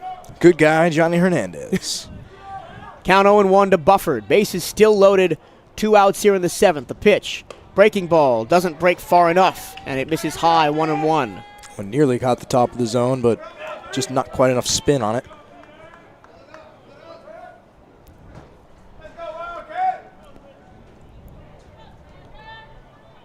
Diaz, a long look into Braceras behind the plate. He fires. In the air, right side. Hall moving over towards the line. It is foul. Yeah, you can kind of tell that one was trailing foul. Hall didn't give a ton of chase out there to it. He's kind of slowly jogging his way over there. Not sure if he tracks that down, if he does get on his horse for it. The count is 1-2. All it was is a long strike, and the Tigers are down to their last strike. This was a team that was 22-7 in the regular season. Beat Jackson State, dominated Southern to go 2-0. Lost to BCU last night, but were still favorites coming into the game. And they might be about to go home. Here's the 1-2 from Diaz. Hit on the ground towards short, and it's off the glove of Feblis. He recovers, but it's only one run. It's an infield single for Bufford. The game does continue. Murphy scores. Burrell goes to third. Walker goes to second. Frankie very fortunately there to knock that one down and keep this one in range of the run rule. See what Diaz has here. 14-4. If Grambling State gets one more run, we will play into the 8th. This is Trevor Hatton, who's had the biggest hit of the game so far for Grambling. The 2 RBI triple all the way back in the first inning at about 3:45. It is now 6:31, a 3+ hour game where the Wildcats have been in control for most of it. Diaz shrugs his shoulders in the first pitch to Hatton. Swung on the ground towards third. It is just foul. If that stays fair, Perez steps on the bag at third and this game's over, but we play on. Just another way to get a strike. Grambling has been super aggressive, swinging at anything close. And we've seen them make hard contact all game, even though they only have 5 hits. There's been a lot of nice defensive plays for BCU. Garcia's made some. Olison's made some. Pena, a great catch out in left. Highland Hall's made some nice catches. Irvin Escobar behind the plate.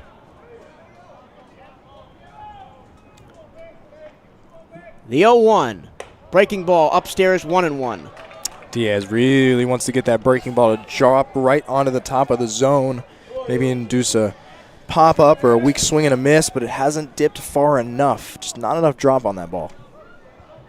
The Wildcats wait at the top of the dugout. 1-1. Swing and a miss and a fastball upstairs, and the Wildcats for the second time are 1 strike away. Not one Tiger has shown the ability to catch up to that fastball just yet. If I'm Diaz, I'm going right back to the high cheese, as Dennis Eckersley would say. 1-2, 2 out, bases loaded. 14-4, the Wildcats lead. Diaz deals. It is a fastball high, but it missed the zone, 2-2. Now you got a little bit of options when you're talking about what you're going to throw again. Do we go with the fastball again? Maybe try to sneak that breaking ball in there? Maybe go low? He's gotten 2 strikeouts this inning on balls in the dirt. Diaz, his blue glove at the belt. Kicks his right leg up in the air and deals. Swing and a miss! He got him with a breaking ball! This one belongs to the maroon and gold! For the first time in school history, the Wildcats are going to the Southwestern Athletic Conference Championship game. Final score, BCU 14, Grambling 4. Pure domination from the Wildcats today on every side of the ball. We saw defensive plays. We saw Manny Soufrain dive and hit the bag on the ball at first. We saw Luis Tuero make an outstanding pick and a throw over to first. We saw your traditional outstanding defense from guys like Jeremy Garcia, Colton Olison, and then how can you overlook 14 runs at the plate? Never looked out of it. It looked like a beach ball, pounded every pitcher to come into the game, never gave Grambling a chance, and we forget the Wildcats were down 2-0 in the first inning, not rattled like we've seen them before. They continue to pound, they continue to come, and absolutely dominate their way to a championship game against Florida A&M. We get the Florida Classic tomorrow, Bryce. An unstoppable force against an immovable object is what I said to you in a break earlier today. These are two teams that have both battled their way out of the loser bracket. Of course, FAMU did win their first game, in the winner's bracket to kind of stay alive, but two teams have showed some unbelievable poise and heart through a ton of adversity. Of course, FAMU knocks off number 1 seed Alabama State. The Wildcats return the favor to number 1 seed Grambling State. Two teams on very similar paths. It's going to be an unbelievable championship game tomorrow. Here are your final line scores for this game for the Grambling State Tigers. 4 runs on 5 hits, 2 errors. They left 7 on base. Really, the only consternation for BCU was the first inning and then the last inning where they walked 4 guys and allowed 2 runs to score. Other than that, it was clean sailing for Bethune-Cookman. 14 runs on 15 hits. They committed no errors and left 9 men on base. They left the bases loaded twice and still scored 14 runs, Bryce. Yeah, Mike, and you even look back at the little bit of hiccup at the end of the game. Still insane that a guy like Gerald Best, a guy like Yoancel Diaz again are able to give some of these arms a break and set the Wildcats up about as well as you could ask for ahead of that championship game tomorrow. We've got just about all of your traditional weekend starters are available. Most of your bullpen arms, with the exception of 1 or 2 here or there. Your big guys are available. Your closer is available. The Wildcats are in a great position tomorrow. Just got to close. The winning pitcher today is Santiago Gomez. What a huge start from him. Shook off the trouble in the first. Where did he come out of the game? Went 5 full innings, allowed just 2 runs on 3 hits, and struck out 3. Great job by Santiago, and we keep saying these guys continue to step up. We haven't seen it from them all year.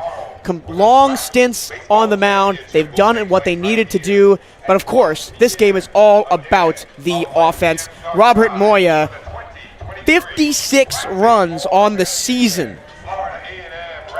Every one of these guys up and down this order. You've seen the traditional big hitters, Highland Hall, Robert Moya, Garrett Chun's gotten on base a ton, even without the benefit a lot of the same bat.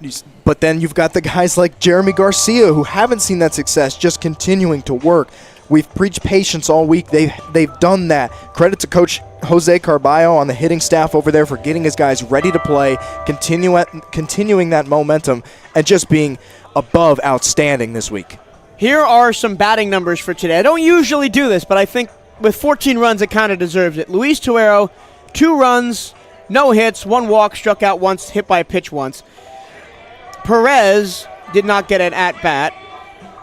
Oh, they just I don't get to because they just cleared the stat program. Oh.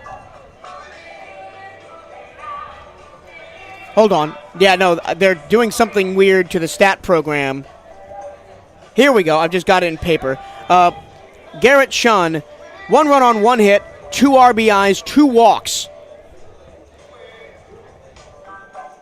Highland Hall, 2 hits, 4 RBI. Of course, the 3 RBI double in the second inning was what really broke the game over for the Wildcats. 1 walk.